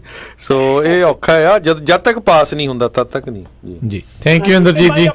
ਹਾਂਜੀ ਇੱਕ ਗੱਲ ਹੋਰ ਕਹਿੰਦੇ ਸੀ ਬਈ ਜਿਹੜੀ ਤੁਸੀਂ ਆਪਾਂ ਕੰਪਨੀ ਦੀ ਰੇਟਿੰਗ ਚੈੱਕ ਕਰਨੀ ਆ, ਜਿਵੇਂ ਨਵਾਂ ਕੋਈ ਡਰਾਈਵਰ ਕਿਸੇ ਦੇ ਨਵੀਂ ਕੰਪਨੀ 'ਚ ਜਾਂਦਾ ਜਾਂ ਕੋਈ ਕਿਸੇ ਨੂੰ ਨਹੀਂ ਪਤਾਗਾ, ਉਹਦਾ ਲਿੰਕ ਹੈ ਜਿਹੜਾ ਆਪਣੇ ਪੇਜ ਤੇ ਜ਼ਰੂਰ ਪਾ ਦਿਓ US ਰੇਡੀਓ ਵਾਲੇ ਦੇ, ਤਾਂ ਕਿ ਉਹ ਕਲਿੱਕ ਕਰਕੇ ਤੇ ਉਹਦੀ ਰੇਟਿੰਗ ਚੈੱਕ ਕਰ ਸਕੇ ਵੀ ਕਿਸ ਤਰ੍ਹਾਂ ਮੈਂ ਜਾਵਾਂ। ਤੇ ਇਸ ਤਰ੍ਹਾਂ ਦੀ ਗੱਲ ਜ਼ਰੂਰ ਸਾਂਝੀ ਕਰਿਓ ਸਾਨੂੰ, ਤੇ ਤਾਂ ਕਿ ਨਵੇਂ ਬੰਦੇ ਆਉਂਦੇ ਆ ਤੇ ਉਹ ਜੀ ਪਤਾ ਲੱਗੇ। ਸੋ ਬਿਲਕੁਲ ਅੱਜ ਅਸੀਂ ਪਾ ਲਾਂਗੇ, ਉਹ ਬਹੁਤ ਈਜ਼ੀ ਹੈਗਾ, ਕੋਈ ਏਡੀ ਹਾਰਡ ਨਹੀਂ ਹੈਗੀ। ਠੀਕ ਹੈ ਜੀ, ਆਪਾਂ ਅਗਲੇ ਕੱਲ ਬਿਲਕੁਲ ਜੀ ਬਿਲਕੁਲ। ਅਸੀਂ ਆਪਣੇ ਰੇਡੀਓ ਦੀ ਜਿਹੜੀ ਫੇਸਬੁੱਕ ਪੇਜ ਹੈਗਾ ਉੱਤੇ ਵੀ, ਮੈਂ ਆਪਣੇ ਫੇਸਬੁੱਕ ਪੇਜ ਤੇ ਵੀ ਕਰੂੰਗਾ, ਆਪਣੀ ਵੈਬਸਾਈਟ ਤੇ ਵੀ ਕਰ ਦਿਆਂਗੇ। ਉਹ ਹਰ ਇੱਕ ਜਗ੍ਹਾ ਤੇ ਟਰਾਈ ਕਰਾਂਗੇ, ਕੋਸ਼ਿਸ਼ ਕਰਾਂਗੇ ਕਿ ਉਹ ਜਿਹੜਾ ਪੋਸਟ ਕੀਤਾ ਜਾਵੇ। ਤੇ ਬਾਕੀ ਜਿਹੜੀ ਤੁਸੀਂ ਇਨਫੋਰਮੇਸ਼ਨ ਦੀ ਗੱਲ ਕਰਦੇ ਹੋ, ਵੀ ਤਜਰਬੇ ਦੀ ਗੱਲ ਕਰਦੇ ਹੋ, ਸਿੱਖਣ ਦੀ ਗੱਲ ਕਰਦੇ ਹੋ, ਅਵਲ ਵਾਲੇ ਬੜੇ ਵਧੀਆ ਜਿਹੜੇ ਇਸ ਦੇ ਬਾਬਤ ਤੁਹਾਨੂੰ ਸਿਖਲਾਈ ਜਿਹੜੇ ਦਿੰਦੇ ਆ, ਤੁਸੀਂ ਉਹਨਾਂ ਦੇ ਨਾਲ ਜਿਹੜਾ ਸੰਪਰਕ ਕਰ ਸਕਦੇ ਹੋ। ਜਿੰਨੇ ਵੀ ਕੋਈ ਇਸ ਬਿਜ਼ਨਸ ਦੇ ਵਿੱਚ ਆਉਣ ਦੇ ਚਾਹਵਾਨ ਹੈਗੇ ਨੇ ਜਾਂ ਹੋਰ ਆਪਣੇ ਆਪ ਨੂੰ ਇਸ ਦੇ ਵਿੱਚ ਪ੍ਰੋਫੀਸ਼ੀਐਂਟ ਬਣਾਉਣਾ ਆ, ਵਧੀਆ ਕਰਨਾ ਹੈ, ਸੋ ਉਹਨਾਂ ਨੂੰ ਕਾਲ ਕਰ ਲਿਓ 916 573 4205 ਦੇ ਉੱਤੇ। ਅਗਲੇ ਕਾਲਰ ਨੇ ਗੁਰਨਾਮ ਜੀ। ਸਤਿ ਸ਼੍ਰੀ ਅਕਾਲ ਜੀ ਗੁਰਨਾਮ ਸਿੰਘ ਜੀ। ਹਾਂਜੀ ਸਤਿ ਸ਼੍ਰੀ ਅਕਾਲ ਵੀਰ। ਸਤਿ ਸ਼੍ਰੀ ਅਕਾਲ ਜੀ। ਹਾਂਜੀ ਗੁਰਨਾਮ। ਪ੍ਰੋਬਲਮ ਜਿੱਥੇ ਤੱਕ ਮੈਂ ਸੋਚਦਾ ਵਾਂ ਵੀ ਆ ਪਿਛਲੇ 2-3 ਵੀਕਾਂ ਤੋਂ ਫਿਲਮ ਗੁਰੂ ਘਰ ਨਗਰ ਕੀਰਤਨ ਤੇ ਸਟਾਕ ਨਹੀਂ, ਤੇ ਲੋਡ ਪੂਰੇ ਟੌਪ ਪ੍ਰਾਈਜ਼ ਗਏ ਇਧਰੋਂ ਜੀ। ਇਹਦਾ ਮਤਲਬ ਵੀ ਸਾਡੇ ਬੰਦਿਆਂ 'ਚ ਹੀ ਪ੍ਰੋਬਲਮ ਆ, ਇਨਕਲੂਡਡ ਅਸੀਂ ਵੀ ਜੀ। ਵੀ ਜਿਹੜੇ ਇੱਕ ਤੇ ਪੱਕੇ ਲੋਡਾਂ ਦੇ ਚੱਕਰ 'ਚ ਆ ਵੀ ਪੱਕੇ ਲੋਡ ਮਿਲ ਗਏ ਜੀ ਪੱਕੇ ਲੋਡੇ ਬਾਈਦਾ ਬੂਈਦਾ ਕੋਈ ਨਹੀਂ ਹੈਗਾ ਭਾਜੀ। ਜਿਹੜੇ ਤੁਸੀਂ ਗੱਲ ਕਹਿੰਦੇ ਆ ਵੀ ਗੇੜੇ 4 ਲੱਗਦੇ 3 ਲੱਗਦੇ ਆ, ਜਦੋਂ 3 ਲੱਗਦੇ ਨਾ ਉਹ ਚ 4 ਗੇੜੇ ਨਾਲੋਂ ਪੈਸੇ ਵੱਧ ਪਾਈਦੇ ਆ। ਜੇ ਬੰਦਾ ਸੋਚ ਸਮਝੀ ਨਾਲ ਤੁਹਾਡੀ ਗੱਲ ਨੂੰ ਟ੍ਰੇਨਿੰਗ ਲੈ ਕੇ ਲੋਡ ਬੰਦਾ ਚੱਕਦਾ ਸੀ ਜੀ, ਲੋਡ ਤੇ ਚੱਕਣ ਡਿਆ ਵੇਖੋ ਦੇਖੀ ਮੰਨ ਲਓ ਤੁਹਾਡੇ ਕੋਲ ਲੋਡ ਹੈ ਨਹੀਂਗਾ, ਮੈਂ ਭਾਜੀ ਨੂੰ ਗੱਲ ਕਰਦੇ ਜੇ ਤੇਰੇ ਕੋਲ ਲੋਡ ਹੈਗਾ ਭਾਈ ਦੇ ਦੇ। ਉਹ ਕਹਿੰਦਾ 200 ਮੈਂ ਲੈਣਾ, ਬਾਕੀ ਤੂੰ ਕੱਟ ਲਈ ਭਾਈ ਆਪਣੇ ਹਿਸਾਬ ਨਾਲ, ਬਾਕੀ ਦੇ ਦੀ ਜੋ ਭਾਈ ਦਾ। ਜੀ ਪ੍ਰੋਬਲਮ ਤੇ ਆ ਚੱਲਣ ਦੀ ਭਾਜੀ ਬੇਸਮਝੀ, ਪਰ ਜੇ ਏਦਾਂ ਚੱਲਦੀ ਰਹੀ ਜ਼ਿਆਦਾ ਟਾਈਮ ਨਹੀਂ ਚੱਲਣੀ ਜੀ। ਜੀ ਬਹੁਤ ਕਿਨਾਰਾ ਹੀ ਆਉਣ ਵਾਲਾ ਤੁਹਾਡੀ ਗੱਲ ਕੋਲੋਂ। ਥੈਂਕ ਯੂ ਸੋ ਮਚ, ਧੰਨਵਾਦ ਜੀ। ਇਸ ਟਾਈਮ ਹਰਜੋਤ ਜੀ, ਰਮਨ ਜੀ, ਸਭ ਤੋਂ ਵੱਡੀ ਜਿਹੜੀ ਪ੍ਰੋਬਲਮ ਆ ਜਿਹੜੇ ਇਮੈਚੁਰ ਡਿਸਪੈਚਰਸ ਆ ਜਿਹੜੇ ਕਰ ਰਹੇ ਆ, ਉਹ ਸਮਝਦੇ ਨਹੀਂ। ਉਹ ਕੁਛ ਛੋਟੀ ਜੀ ਇੰਡਸਟਰੀ ਬਹੁਤ ਵੱਡੀ ਆ, ਉਹਦੇ ਛੋਟੇ ਜਿਹੇ ਹਿੱਸੇ ਦੇ ਨਾਲ ਕੁਝ ਕੁ 2-4 ਚੁਣਿੰਦਾ ਕੰਪਨੀਆਂ ਦੇ ਨਾਲ ਜਿਹੜੇ ਉਹ ਜੁੜ ਕੇ ਚੱਲਣਾ ਚਾਹੁੰਦੇ ਆ। ਉਹ ਆਪਣੇ ਆਪ ਨੂੰ ਈਜ਼ੀ ਕਰਨਾ ਚਾਹੁੰਦੇ ਵੀ ਚੱਲ ਮੇਰੀ ਰੂਟੀਨ ਸੌਖੀ ਬਣੀ ਆ, ਪਰ ਅੱਗੋਂ ਵੀ ਉਹਨਾਂ ਨੂੰ ਝੱਟ ਪਤਾ ਲੱਗ ਜਾਂਦਾ ਵੀ ਯਾਰ ਇਹ ਬੰਦਾ ਪੱਕਾ ਸਾਡੇ ਕੋਲ ਫਸਿਆ ਹੈ, ਐਡਵਾਂਸ ਵੀ ਮੰਗੀ ਜਾਂਦਾ ਆ, ਕੁਇਕ ਪੇ ਵੀ ਕਰਾਈ ਜਾਂਦਾ, ਸਾਰਾ ਕੁਝ ਕਰਾਈ ਜਾਂਦਾ, ਇਹਨੂੰ ਜ਼ਿਆਦਾ ਲੋਡ ਦੇ ਪ੍ਰਾਈਸ ਦੇ ਕੇ ਸਾਨੂੰ ਕੀ ਫਾਇਦਾ ਆ। ਸੋ ਇਸ ਚੀਜ਼ ਦੇ ਵਿੱਚੋਂ ਤੁਹਾਨੂੰ ਇਸ ਚੱਕਰ ਦੇ ਵਿੱਚੋਂ ਜਿਹੜਾ ਬਾਹਰ ਨਿਕਲਣ ਦੀ ਜ਼ਰੂਰਤ ਆ। ਆਪਣੇ ਅਗਲੇ ਕਾਲਰ ਨੇ ਜੁੜੇ ਹੋਏ ਸਨੀ ਗਰੇਵਾਲ ਜੀ, ਸਵਾਗਤ ਹੈ। ਸਤਿ ਸ਼੍ਰੀ ਅਕਾਲ ਜੀ। ਸਤਿ ਸ਼੍ਰੀ ਅਕਾਲ ਬਾਈ ਜੀ। ਸਤਿ ਸ਼੍ਰੀ ਅਕਾਲ ਜੀ। ਬਾਈ ਜੀ, ਜਿਹੜੀ ਤੁਸੀਂ ਗੱਲ ਕਹੀ ਸੀ ਨਾ ਵੀ ਜੇ 2 ਮਹੀਨੇ ਹੋਰ ਕੰਮ ਚੱਲ ਪਿਆ ਤਾਂ ਸੱਤਿਆਨਾਸ਼ ਹੋ ਜਾਣਾ, ਇਹ ਸੱਚੀ ਗੱਲ ਆ ਬਾਈ ਜੀ 100%। ਅਸੀਂ ਸਾਰੇ ਬਹੁਤ ਦੁਖੀ ਆ। ਸਾਡੇ ਵੀ ਹੁਣ ਇੱਥੇ ਗਰੁੱਪ ਬਣੇ ਹੋਏ ਨੇ, ਸਾਰੇ ਮੁੰਡੇ ਗੱਲਾਂ ਕਰਦੇ ਆ। ਕੱਲ ਵੀ ਸਾਡੇ ਇੱਥੇ ਗਰੁੱਪਾਂ 'ਚ ਗੱਲ ਚੱਲਦੀ ਸੀਗੀ, ਮਤਲਬ ਹਰੇਕ ਬੰਦਾ ਦੁਖੀ ਆ ਜੀ। ਤੇ ਇੱਕ ਇਹਦਾ ਮੇਨ ਕਾਰਨ ਬਾਈ ਜੀ ਹੋਰ ਵੀ ਹੋਇਆ, ਜਿਹੜੇ ਊਬਰ ਡਰਾਈਵਰ ਸੀਗੇ ਬਹੁਤ ਮੁੰਡੇ ਇੱਥੇ, ਹੁਣ ਮੈਂ ਇੱਧਰ ਨਿਊਯਾਰਕ ਕੰਨੀ ਲੋਕਲ ਚਲਾਉਣਾ ਟਰੱਕ ਜੀ, ਤੇ ਉਹ ਮਿਲਦੇ ਨੇ ਵੇਅਰ ਹਾਊਸਾਂ 'ਚ, ਪੁੱਛਦੇ ਨੇ ਕਿੱਥੋਂ। ਮੇਰਾ ਹੁਣ ਟਰੱਕ ਦਾ ਚਲੋ ਕੈਲੀਫੋਰਨੀਆ ਦਾ ਪੁੱਛਦੇ, ਅੱਛਾ ਬਾਈ ਕੈਲੀਫੋਰਨੀਆ ਦਾ, ਮੈਂ ਨਹੀਂ ਵੀ ਮੈਂ ਇੱਥੇ ਹੀ ਨੇੜੇ ਚਲਾਉਣਾ ਹਨਾ ਜੀ। ਉਹ ਕਹਿੰਦੇ ਅਸੀਂ ਵੀ ਊਬਰ ਚਲਾਉਂਦੇ ਸੀਗੇ, ਸਾਡਾ ਵੀ ਬੇੜਾ ਕਰਕੇ ਕਰਤਾ ਇਹਨਾਂ ਨੇ, ਗਵਰਨਮੈਂਟ ਕੋਈ ਕੰਟਰੋਲ ਨਹੀਂ ਕਰਦੀ, ਕਹਿੰਦੇ ਅਸੀਂ ਵੀ ਹੁਣ ਟਰੱਕਿੰਗ ਜਾ ਕੇ। ਉਹ ਵੀ ਬਾਈ ਜੀ ਬਹੁਤ ਸਸਤੇ ਲੋਡ ਚੱਕਦੇ ਆ ਜਿਹੜੇ, ਮੈਂ ਚਲੋ ਕਿਸੇ ਨੂੰ ਲਾ ਕੇ ਨਹੀਂ ਕਹਿੰਦਾ, ਜਿਹੜੇ ਆਹ ਸਮਾਲੀਆ ਛੋਟੀਆਂ ਕੰਟਰੀਆਂ ਤੋਂ ਬੰਦੇ ਆਏ ਨੇ, ਇਹ ਵੀ ਸਸਤੇ ਟਰੱਕ ਪੁਰਾਣੇ ਬਾਏ ਕਰਕੇ ਇਹ ਵੀ ਬਹੁਤ ਸਸਤੇ ਰੇਟ ਚੱਕੀ ਜਾਂਦੇ ਨੇ ਜੀ। ਤੇ ਮੇਨ ਗੱਲ ਇਹ ਵੀ ਹੈ ਬਾਈ ਜੀ, ਜਿਹੜੇ ਜਿਵੇਂ ਹੁਣ ਤੁਸੀਂ ਹੁਣੀ ਦੱਸਿਆ ਨਾ, ਜਿਹੜੇ ਆਹ ਆਪਣੇ ਇਮੈਚੁਰ ਨਵੇਂ ਡਿਸਪੈਚਰ ਨੇ, ਮੈਂ ਇੱਥੇ ਫਰੈਜ਼ਨੋ ਮੁੰਡੇ ਨਾਲ ਕੰਮ ਕਰਦਾ ਸੀ ਡਿਸਪੈਚਰ ਨਾਲ, ਚਲੋ ਮੈਂ ਨਾਂ ਤਾਂ ਨਹੀਂ ਲੈਣਾ, ਉਹ ਬਹੁਤ ਵਧੀਆ ਕੰਮ ਕਰਾਉਂਦਾ ਸੀ ਤੇ ਰੇਟ ਵੀ ਵਧੀਆ ਦਿੰਦਾ ਸੀਗਾ। ਤੇ ਜਿਵੇਂ ਹੀ ਨਵਾਂ ਰੇਟ ਜਦੋਂ ਇਹਨਾਂ ਦੇ ਆਪਣੇ ਦੁਬਾਰਾ ਲੈਣਾ ਹੁੰਦਾ, ਅਗਲੇ ਸਾਲ ਦੀ ਬਿਡ ਕਰਨੀ ਹੁੰਦੀ ਆ, ਉਹ ਕਹਿੰਦਾ ਮੈਂ ਤਾਂ ਸਮਾਂ ਦੀ ਵਧਾ ਕੇ ਲਾਇਆ ਸੀਗਾ ਵੀ 2-400 ਵੀ ਹੁਣ ਮਹਿੰਗਾ ਹੋ ਗਿਆ।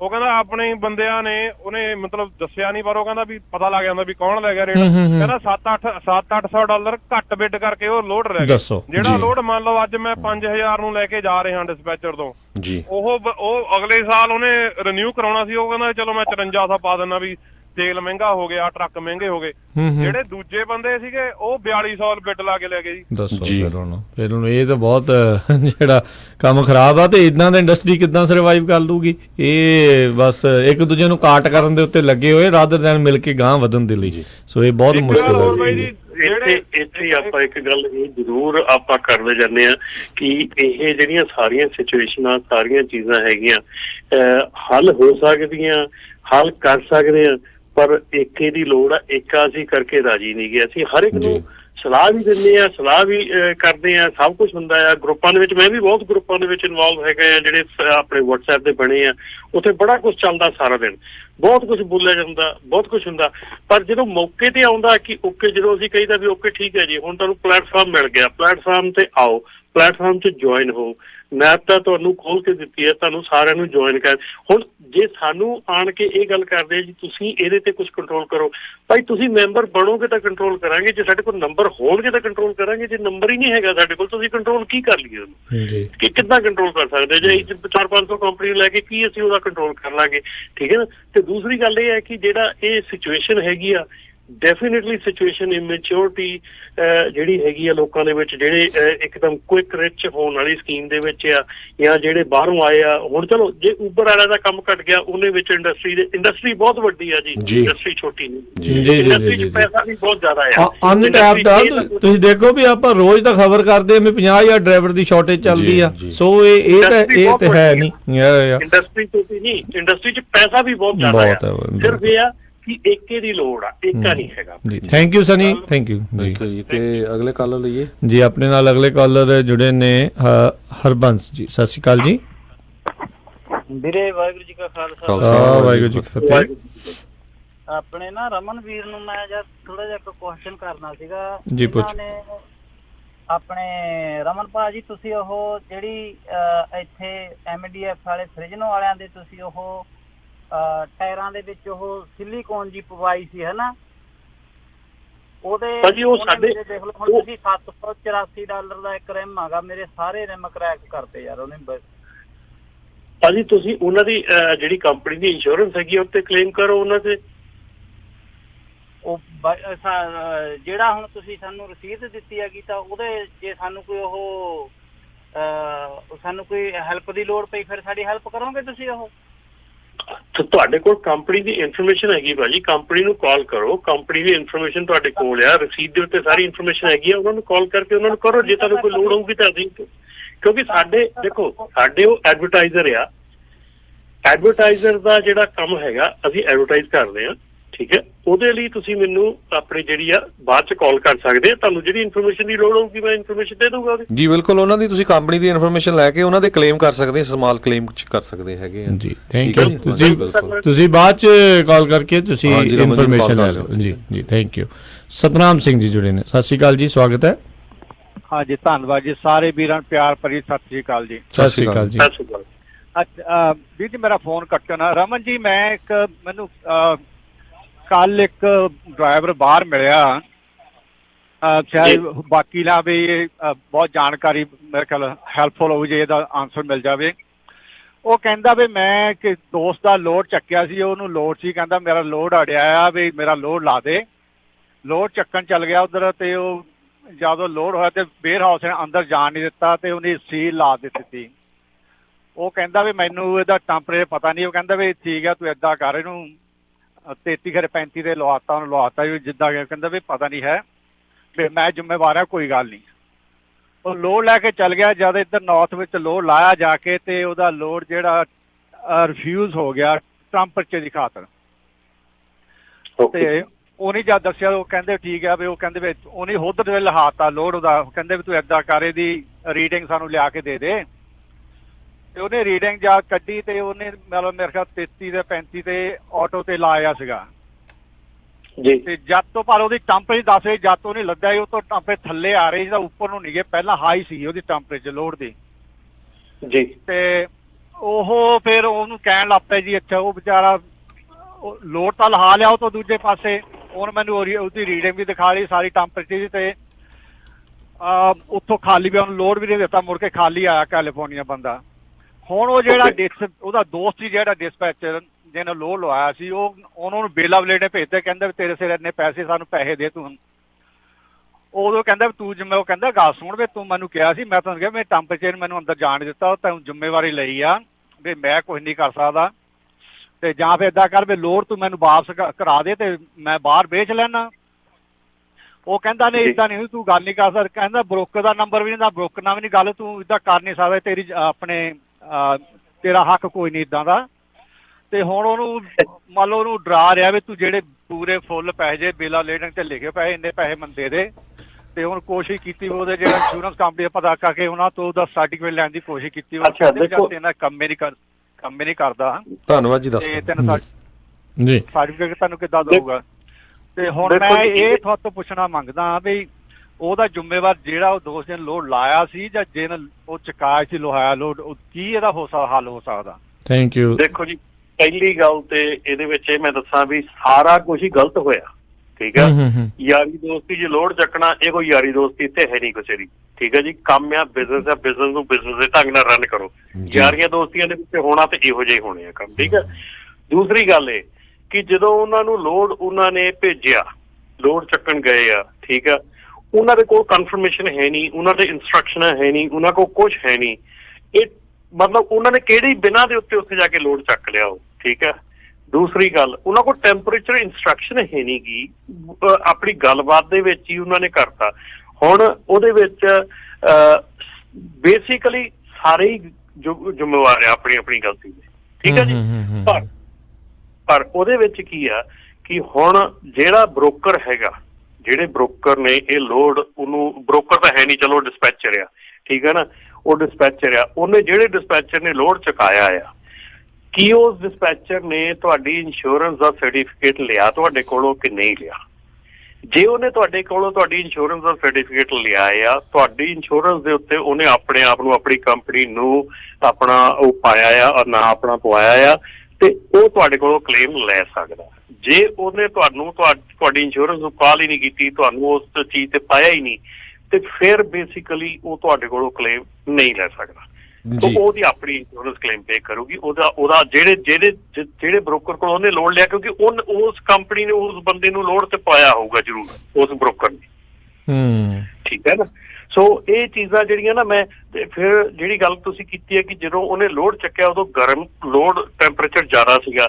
ਇਹ ਜਿਹੜੀਆਂ ਚੀਜ਼ਾਂ ਆ, ਇਹ ਮੈਂ ਬਾਰ-ਬਾਰ ਆਪਣੇ ਡਰਾਈਵਰਸ ਨੂੰ, ਆਪਣੇ ਓਨਰ ਆਪਰੇਟਰਸ ਨੂੰ, ਡਰਾਈਵਰ ਨੂੰ ਇਹ ਕਹਿਣਾ ਆ ਕਿ ਜਦੋਂ ਤੁਸੀਂ ਲੋਡ ਤੇ ਲੋਡ ਚੱਕਣ ਜਾਂਦੇ ਆ, ਜੇ ਤੁਹਾਡਾ ਟੈਂਪਰੇਚਰ ਕਹਿੰਦਾ ਆ ਤੁਹਾਡੇ ਪੇਪਰ ਵਰਕ ਤੇ ਕਿ ਤੁਹਾਡਾ ਟੈਂਪਰੇਚਰ 36 ਲੈਣਾ ਆ, ਤੁਹਾਡੀ ਜਿੱਥੇ ਡਿਲੀਵਰੀ ਹੋਣੀ ਤੇ ਤੁਹਾਡਾ ਟੈਂਪਰੇਚਰ 36 ਲੈਣਾ ਆ, ਤੁਹਾਡਾ ਹੱਕ ਬਣਦਾ ਆ ਉਸ ਪ੍ਰੋਡਕਟ ਨੂੰ 36 ਡਿਗਰੀ ਤੇ ਐਕਸੈਪਟ ਕਰਨਾ। ਇਹ ਬਾਰ-ਬਾਰ ਯਾਰ ਗੱਲ ਸੁਣੋ, ਕੰਨ ਖੋਲ ਕੇ ਸੁਣੋ। ਜੇ ਤੁਹਾਨੂੰ ਉੱਥੇ ਉਹ 60 ਡਿਗਰੀ ਤੇ ਸਮਾਨ ਦਿੰਦੇ ਆ, ਤੁਸੀਂ ਰਿਜੈਕਟ ਕਰ ਸਕਦੇ ਆ, ਤੁਹਾਡਾ ਹੱਕ ਬਣਦਾ ਉਹ ਰਿਜੈਕਟ ਕਰਨ ਦਾ। ਕਿਉਂਕਿ ਜੇ ਤੁਹਾਡੇ ਕੋਲੋਂ ਕਿਸੇ ਨੇ ਕਿਲੋ ਚੀਜ਼ ਲੈਣੀ ਆ, ਤੁਹਾਨੂੰ ਕਿਤੇ ਤੁਸੀਂ 1 ਕਿਲੋ ਡਿਲੀਵਰ ਕਰਨੀ ਆ, ਤੁਹਾਨੂੰ ਅੱਧਾ ਕਿਲੋ ਦਊਗਾ, ਤੁਸੀਂ ਕਿਲੋ ਕਿੱਥੋਂ ਡਿਲੀਵਰ ਕਰ ਦਿਓਗੇ? ਠੀਕ ਹੈ ਨਾ?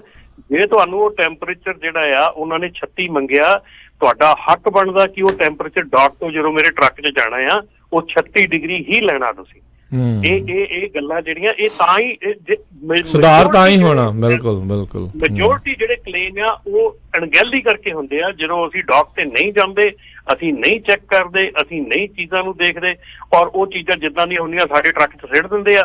ਸਾਡਾ ਟਰੱਕ ਟ੍ਰੇਲਰ ਮੁੜ ਕੇ ਰੀਫਰ ਜਿਹੜਾ ਆ ਉਹ ਸਾਰਾ ਰਾਹ ਡਿੰਗਦਾ ਜਾਂਦਾ ਆ, ਉਹ ਠੰਡਾ ਕਰਦਾ ਜਾਂਦਾ ਆ। ਅਸੀਂ ਉਹਨਾਂ ਦੀ ਕੰਮ ਅਸੀਂ ਕਰਦੇ ਆ, ਫਿਰ ਐਂਡ ਤੇ ਜਾ ਕੇ ਉਹ ਕਹਿੰਦੇ ਜੀ ਹੁਣ ਚਲੋ ਤੁਹਾਡਾ ਲੋਡ ਹੋ ਗਿਆ ਰਿਜੈਕਟ, ਤੇ ਲਿਆਓ ਆਪਣੀ ਰੀਡਿੰਗ ਕਢਾ ਕੇ। ਰੀਡਿੰਗ ਤੇ ਤੁਹਾਡੀ ਉਹੀ ਆਉਣੀ ਹੈ ਜਿੱਥੇ ਤੁਸੀਂ ਲੋਡ ਚੱਕਿਆ, ਤੁਸੀਂ ਆਪੇ ਹੀ ਫਸਣਾ ਹੀ ਫਸਣਾ, ਹਰ ਹਾਲਤ ਦੇ ਵਿੱਚ ਫਸਣਾ ਤੁਸੀਂ। ਜੀ ਜੀ ਜੀ। ਅਗਲੇ ਕਾਲਰ ਨੇ ਕੁਲਦੀਪ ਜੀ। ਸਤਿ ਸ਼੍ਰੀ ਅਕਾਲ ਜੀ, ਸਵਾਗਤ ਹੈ। ਰਾਜਕਰਨ ਵੀਰ ਜੀ ਸਤਿ ਸ਼੍ਰੀ ਅਕਾਲ ਜੀ। ਸਤਿ ਸ਼੍ਰੀ ਅਕਾਲ ਜੀ। ਤੇ ਰਮਨ ਭਾਜੀ ਸਤਿ ਸ਼੍ਰੀ ਅਕਾਲ। ਸਤਿ ਸ਼੍ਰੀ ਅਕਾਲ ਜੀ। ਰਮਨ ਭਾਜੀ, ਮੇਰਾ ਕੁਐਸਚਨ ਹੈ ਵੀ ਕਈ ਵਾਰੀ ਇਦਾਂ ਹੁੰਦਾ ਜਿੱਦਾਂ ਮੇਰੀ ਅਪੁਆਇੰਟਮੈਂਟ ਹੈ ਜਿਹੜੀ ਉਹ ਸਵੇਰੇ 5 ਵਜੇ ਦੀ ਹੈ ਜੀ, ਤੇ ਲਾਗ ਬੁੱਕ ਮੇਰੀ ਚੱਲਣੀ ਹੈ 6 ਵਜੇ। ਮੀਲ 2 ਮੀਲ ਤੇ ਮੈਂ ਖੜਾ, ਉਹਦੇ ਵਿੱਚ ਕੋਈ ਆਪਸ਼ਨ ਹੈ ਵੀ ਮੈਂ ਜਾ ਸਕਦਾ ਉੱਦਾਂ, ਜਾਂ ਕਿ ਅਨਲੀਗਲ ਹੈ? ਨਹੀਂ ਭਾਜੀ, ਉਹਦੇ ਵਿੱਚ ਕੋਈ ਆਪਸ਼ਨ ਨਹੀਂ ਹੈਗੀ, ਕਿਉਂਕਿ ਉਹਦੇ ਵਿੱਚ ਤੁਸੀਂ ਪਰਸਨਲ ਕਨਵੀਨੈਂਸ ਪਾ ਕੇ ਨਹੀਂ ਜਾ ਸਕਦੇ, ਕਿਉਂਕਿ ਤੁਹਾਡੀ ਉਹ ਕਮਰਸ਼ੀਅਲੀ ਤੁਹਾਨੂੰ ਬੈਨੀਫਿਟ ਕਰਦਾ, ਤੁਸੀਂ ਆਪਣੀ ਪਿਕਅਪ ਲਈ ਜਾ ਰਹੇ। ਸੋ ਉਹਦੇ ਵਿੱਚ ਆਪਸ਼ਨ ਨਹੀਂ ਹੈਗੀ ਕੋਈ ਵੀ ਉੱਤੇ। ਧੰਨਵਾਦ ਜੀ, ਥੈਂਕ ਯੂ ਜੀ। ਜੱਗਾ ਜੀ ਸਤਿ ਸ਼੍ਰੀ ਅਕਾਲ ਜੀ। ਹਾਂਜੀ ਸਤਿ ਸ਼੍ਰੀ ਅਕਾਲ ਜਸਕਰਨ ਸਿੰਘ, ਬਹੁਤ ਬਹੁਤ ਸਾਰਿਆਂ ਨੂੰ, ਤੇ ਹਰਜੋਤ ਸਿੰਘ ਖਾਲਸਾ ਨੂੰ ਵੀ ਸਤਿ ਸ਼੍ਰੀ ਅਕਾਲ। ਸਤਿ ਸ਼੍ਰੀ ਅਕਾਲ ਜੀ। ਸਾਰਿਆਂ ਨੂੰ ਸਤਿ ਸ਼੍ਰੀ ਅਕਾਲ ਜੀ।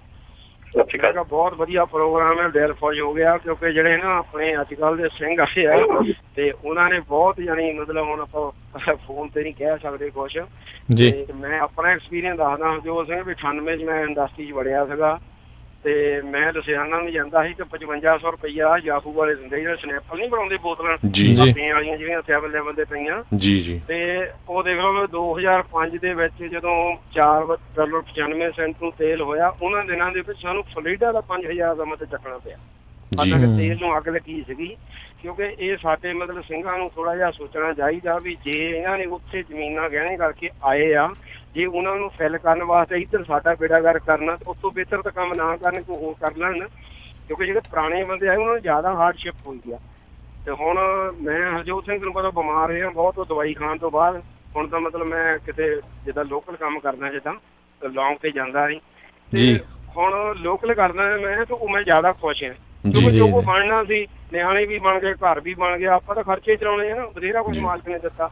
ਪਰ ਹੁਣ ਜਦ ਮੈਂ ਕਿਤੇ ਦਫ਼ਤਰ 'ਚ ਬਹਿਣਾ ਆਪਣੇ ਇੰਡਸਟਰੀ ਦੇ ਵਿੱਚ, ਤੇ ਉੱਥੇ ਮਤਲਬ ਇੱਕ ਨਵਾਂ ਮੁੰਡਾ ਮੈਨੂੰ ਕਹਿੰਦਾ ਮੇਰੀ ਲੌਗ ਬੁੱਕ ਤਾਂ ਫ੍ਰਿਜਨੋ ਤੋਂ ਵਿੰਸਲੋ ਚਲੀ ਜਾਂਦੀ ਹੈ। ਮੈਂ ਕਿਹਾ ਵੀ ਤੂੰ ਤਾਂ ਹੈਲੀਕਾਪਟਰ ਹੀ ਚਲਾ ਰਿਹਾ, ਮੈਂ ਟਰੱਕ ਨਹੀਂ ਚਲਾ ਰਿਹਾ। ਮੈਂ ਕਿਹਾ ਸਾਡੀ ਤਾਂ ਸਾਰੀ 123 ਐਗਜ਼ਟ ਤੋਂ ਕਹਿੰਦਾ ਟੱਪਦੀ ਨਹੀਂ, ਅਕਸਰ ਪਹਾੜੀਆਂ ਪੈਂਦੀਆਂ, ਜੇ ਕੋਈ ਕਾਪ ਮਿਲ ਜਾਵੇ ਉਹ ਕਹੇ ਵੀ ਤੂੰ ਐ ਨਹੀਂ ਤਾਂ ਮਤਲਬ ਕਰੂਜ਼ ਲਾ ਆਇਆ, ਮਤਲਬ 70 ਜਾਂ 75 ਤੇ ਅਕਸਰ ਥੈਂਕ ਯੂ ਹੁੰਦਾ ਆ। ਥੈਂਕ ਯੂ ਥੈਂਕ ਯੂ ਬਹੁਤ ਤੁਹਾਡਾ ਬਹੁਤ ਬਹੁਤ ਧੰਨਵਾਦ। ਇਦਾਂ ਦਾ ਲਿਆਇਆ ਕਰੋ ਪ੍ਰੋਗਰਾਮ, ਸ਼ਾਇਦ ਮਨ ਸਮੱਸਿਆ ਪੈ ਜਾਵੇ ਵੀ ਆਪਣੇ ਭਰਾ ਆ, ਛੋਟੇ ਵੀਰ ਆ ਹਨਾ। ਜੀ ਬਿਲਕੁਲ ਤਰੱਕੀਆਂ ਕਰਨ ਹਨਾ, ਮਤਲਬ ਗੋਡ ਬlesਸ ਦੇਮ। ਧੰਨਵਾਦ ਜੀ, ਥੈਂਕ ਯੂ ਜੀ ਰਮਨ ਜੀ। ਭਾਈ ਜਿਹੜੀ ਇੱਕ ਆਪਣੇ ਸਨੀ ਭਾਈ ਉਹਨਾਂ ਨੇ, ਸਨੀ ਗਰੇਵਾਲ ਉਹਨਾਂ ਨੇ ਲਿਖੀ ਗਿਆ ਫੇਸਬੁੱਕ ਤੇ ਕਿ ਇੱਕ ਲੇਜ਼ਰ ਟੈਂਪਰੇਚਰ ਹੈ। ਡੈਫੀਨਿਟਲੀ ਮੇਰੇ ਕੋਲ ਲੇਜ਼ਰ ਟੈਂਪਰੇਚਰ ਹੁੰਦਾ ਸੀ ਜਦੋਂ ਅਸੀਂ ਟਰੱਕ ਚਲਾਉਂਦੇ ਸੀਗੇ। ਲੇਜ਼ਰ ਟੈਂਪਰੇਚਰ ਦੇ ਨਾਲ ਅਸੀਂ ਹਮੇਸ਼ਾ ਜਿਹੜਾ ਆਪਣਾ ਜਿਹੜਾ ਪੈਲਟ ਸੀਗਾ ਉਹਦਾ ਜਿਹੜਾ ਟੈਂਪਰੇਚਰ ਚੈੱਕ ਕਰੀਦਾ ਸੀਗਾ, ਔਰ ਜੇ ਕਿਸੇ ਪੈਲਟ ਦਾ ਟੈਂਪਰੇਚਰ ਜਿਹੜਾ ਵੱਧ ਹੁੰਦਾ ਸੀਗਾ ਰਿਜੈਕਟ ਕਰ ਦਿੰਦੇ ਸੀਗੇ ਵੀ ਅਸੀਂ ਨਹੀਂ ਲੈਣਾ ਇਹ ਪੈਲਟ, ਤੇ ਸਾਨੂੰ ਪੈਲਟ ਦੂਜਾ ਲੈ ਕੇ ਜਾਓ। ਸੋ ਇਹ ਚੀਜ਼ਾਂ ਜਿਹੜੀਆਂ ਇਹ ਜ਼ਰੂਰੀ ਆ, ਔਰ ਡਰਾਈਵਰ ਨੂੰ ਪਿੱਛੇ ਡੌਕ ਤੇ ਜਾ ਕੇ ਆਪਣਾ ਸਮਾਨ ਜਿਹੜਾ ਉਹ ਜ਼ਰੂਰ ਚੈੱਕ ਕਰਨਾ ਚਾਹੀਦਾ। ਜੇ ਤੁਹਾਨੂੰ ਇੱਕ ਹੁਣ ਬਹੁਤ ਵੱਡਾ ਇੱਕ ਗੱਲ ਹੁੰਦੀ ਹੈ ਹਰਜੋਤ ਭਾਜੀ ਕਿ ਬਹੁਤ ਜਾਣੇ ਕਹਿੰਦੇ ਆ ਸਾਨੂੰ ਡੌਕ ਤੇ ਜਾਣ ਨਹੀਂ ਦਿੱਤਾ ਜਾਂਦਾ ਜੀ, ਠੀਕ ਹੈ, ਉਦੋਂ ਤੁਸੀਂ ਆਪਣੇ ਬਿੱਲ ਦੇ ਉੱਤੇ ਲਿਖ ਸਕਦੇ ਆ ਜੀ ਸ਼ਿਪਰ ਕਾਊਂਟਡ, ਸ਼ਿਪਰ ਵੈਰੀਫਾਈਡ ਜੀ, ਸ਼ਿਪਰ ਕਾਊਂਟਡ, ਸ਼ਿਪਰ ਵੈਰੀਫਾਈਡ, ਥੱਲੇ ਆਪਣੇ ਸਾਈਨ ਕਰ ਦਿਓ ਵੀ ਸ਼ਿਪਰ ਨੇ ਕਾਊਂਟ ਕੀਤਾ, ਸ਼ਿਪਰ ਨੇ ਵੈਰੀਫਾਈ ਕੀਤਾ ਟੈਂਪਰੇਚਰ, ਤੇ ਮੈਨੂੰ ਨਹੀਂ ਪਤਾ ਜੀ, ਆਪਣੇ ਸਾਈਨ ਕਰ ਦਿਓ।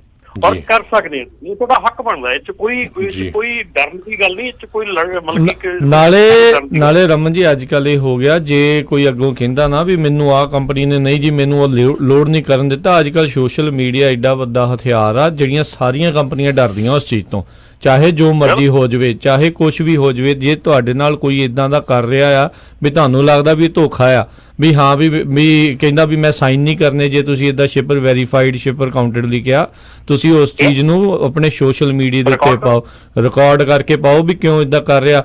ਕਿਸੇ ਦੀ ਬਾਅਦ ਦੇ ਵਿੱਚ ਜ਼ਰੂਰਤ ਨਹੀਂ ਪੈਂਦੀ ਹੈ। ਸੋ ਤੁਹਾਨੂੰ ਆਪਣੇ ਹੱਕਾਂ ਦੇ ਲਈ ਖੁਦ ਖੜਨਾ ਪੈਣਾ ਹੈ ਤੇ ਇੱਕ ਦੂਜੇ ਦੇ ਨਾਲ ਜਿਹੜਾ ਇਹ ਖੜਨਾ ਪੈਣਾ ਹੈ। ਸੋ ਬਹੁਤ ਧਿਆਨ ਰੱਖਣਾ ਚਾਹੀਦਾ ਜੀ।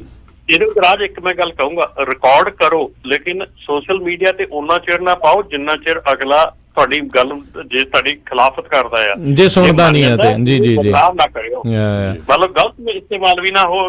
ਬਿਲਕੁਲ ਨਹੀਂ, ਆਬਵੀਅਸ ਜੀ ਗੱਲ ਆ ਵੀ ਜੇ ਵਾਕਈ ਧੱਕਾ ਹੋ ਰਿਹਾ ਤਾਂ ਪਾਓ, ਇਹ ਵੀ ਨਹੀਂ ਆ ਵੀ ਉਹਨੂੰ ਬਲੈਕਮੇਲ ਕਰਨ ਦੇ ਲਈ ਜਿਹੜਾ ਉਹ ਕਰਨਾ ਹੈ। ਸੋ ਬਿਲਕੁਲ ਸਾਡਾ ਸਮਾਂ ਜਿਹੜਾ ਆਪਣਾ ਟੈਂਪਰੇਚਰ ਰਿਕਾਰਡਰ ਹੈਗਾ ਆ, ਉਹਦੇ ਤੇ ਤੁਸੀਂ ਆਪਣਾ ਨਾ ਕਹਿੰਦੇ ਜਿਹੜਾ ਲੇਜ਼ਰ ਤੁਹਾਡਾ ਥਰਮਾਮੀਟਰ ਹੈਗਾ ਉਹਨੂੰ ਕਰਕੇ, ਲੇਜ਼ਰ ਗਨ ਨੂੰ ਕਰਕੇ ਉਹਨੂੰ ਰਿਕਾਰਡ ਕਰ ਲਓ। ਪਈਆ ਦੇਖੋ ਆ ਜਿਹੜਾ ਪੈਲਟ ਹੈ ਮੇਰੇ ਕੋਲ ਚਾਹੀਦਾ ਸੀ। ਸੋ ਬਿਲਕੁਲ ਰਮਨ ਜੀ, ਸਾਡਾ ਜਿਹੜਾ ਸਮਾਂ ਹੈ ਉਹ ਵੀ ਕਾਫੀ ਉੱਪਰ ਚਲਾ ਗਿਆ, ਤੇ ਜਿੰਨੇ ਸਾਡੇ ਸਰੋਤੇ ਲਾਈਨਾਂ ਸਾਰੀਆਂ ਬਿਜ਼ੀ, ਪਲੀਜ਼ ਥੋੜੀ ਅਰਲੀ ਕਾਲ ਕਰਿਆ ਕਰੋ, ਨੈਕਸਟ ਵੀਕ ਕਾਲ ਕਰ ਲਿਓ। ਤੇ ਜਾਂਦੇ ਜਾਂਦੇ ਇੱਕ ਆਪਾਂ ਖੁਸ਼ੀ ਵਾਲੀ ਖਬਰ ਜ਼ਰੂਰ ਸਾਂਝੀ ਕਰਨੀ ਆ ਵੀ ਕੈਨੇਡਾ ਦੇ ਵਿੱਚ ਉੱਥੇ ਇੱਕ ਗੁਰਦੁਆਰਾ ਸਾਹਿਬ ਨਾਨਕਸਰ ਸਾਹਿਬ ਹੈਗਾ ਰਿਚਮੰਡ 'ਚ, ਉਹਨਾਂ ਨੇ ਹਸਪਤਾਲ ਦੇ ਲਈ $13 ਲੱਖ ਦਿੱਤੇ ਆ, ਜਿਹਦੀ ਪ੍ਰਸ਼ੰਸਾ ਜਿੱਦਾਂ ਸਾਰੇ ਪੂਰੇ ਕੈਨੇਡਾ 'ਚ ਹੋ ਰਹੀ ਆ। ਹੋਰ ਉਸਾਰੀ ਦੇ ਲਈ, ਉਸਦੇ ਜਿਹੜੇ ਵਧਾ ਦੇ ਲਈ, ਕਿਉਂਕਿ ਕੈਨੇਡਾ ਦੇ ਵਿੱਚ ਬਹੁਤ ਵੱਡੀ ਪ੍ਰੋਬਲਮ ਆ ਜਿਹੜੀ ਉੱਥੇ ਹਸਪਤਾਲਾਂ ਦੀ, ਵੀ ਪੇਸ਼ੈਂਟ ਜ਼ਿਆਦਾ ਨੇ ਤੇ ਜਿਹੜੇ ਉੱਥੇ ਉਹਨਾਂ ਨੂੰ ਦੇਖਣ ਵਾਲੇ ਜਿਹੜੇ ਉਹ ਬਹੁਤ ਘੱਟ ਨੇ। ਸੋ ਇੱਕ ਵਧੀਆ ਉਦਮ ਜਿਹੜਾ ਹੈ ਇਹ ਇਸ ਇੱਕ ਵਾਰੀ ਫੇਰ ਜਿਹੜੇ ਆ ਸਿੱਖਾਂ ਦੇ ਦੁਆਰਾ ਉੱਥੇ ਕੀਤਾ ਗਿਆ ਆ ਜੀ। ਤੇ ਹੁਣ ਇਜਾਜ਼ਤ ਲੈਂਦੇ ਆ ਰਮਨ ਜੀ। ਜੀ ਜੀ ਤੇ ਬਹੁਤ ਬਹੁਤ ਥੈਂਕ ਯੂ ਰਮਨ ਜੀ, ਬੜੀ ਮਿਹਰਬਾਨੀ, ਸਤਿ ਸ਼੍ਰੀ ਅਕਾਲ, ਥੈਂਕ ਯੂ ਜੀ। ਤੇ ਸਰੋਤਿਓ ਮਾਫੀ ਚਾਹੁੰਦੇ ਆ ਜਿਹੜੇ ਹੁਣ ਕਾਲ ਕਰ ਰਹੇ, ਕਿਉਂਕਿ ਸਮਾਂ ਜਿਹੜਾ ਆਲਰੇਡੀ ਜਿਹੜਾ ਅਸੀਂ ਉੱਤੇ ਜਾ ਚੁੱਕੇ ਆ। ਤੇ ਹਰਜੋਤ ਸਿੰਘ ਜੀ ਆਪਾਂ ਵੀ ਜਿਹੜਾ ਹੁਣ ਇਜਾਜ਼ਤ ਲੈਂਦੇ ਆ, ਮਿਲਦੇ ਆਪਾਂ ਆਪਣੇ ਸਾਰੇ ਜਿਹੜੇ ਸਰੋਤਿਆਂ ਨੂੰ ਅਗਲੀ ਵਾਰ। ਉਦੋਂ ਤੱਕ ਲਈ ਸਾਡੇ ਦੋਨਾਂ ਵੱਲੋਂ ਵੀ ਤੁਹਾਨੂੰ ਸਾਰਿਆਂ ਨੂੰ ਪਿਆਰ ਸਤਿਕਾਰ ਸੇ ਨਿੱਘੀ ਜਿਹੀ ਸਤਿ ਸ਼੍ਰੀ ਅਕਾਲ। ਜਿਉਂਦੇ ਵਾਸਤੇ ਰਹੋ, ਹੱਸਦੇ ਖੇਲਦੇ ਰਹੋ, ਸੁਣਦੇ ਰਹੋ ਪੰਜਾਬੀ ਰੇਡੀਓ USA।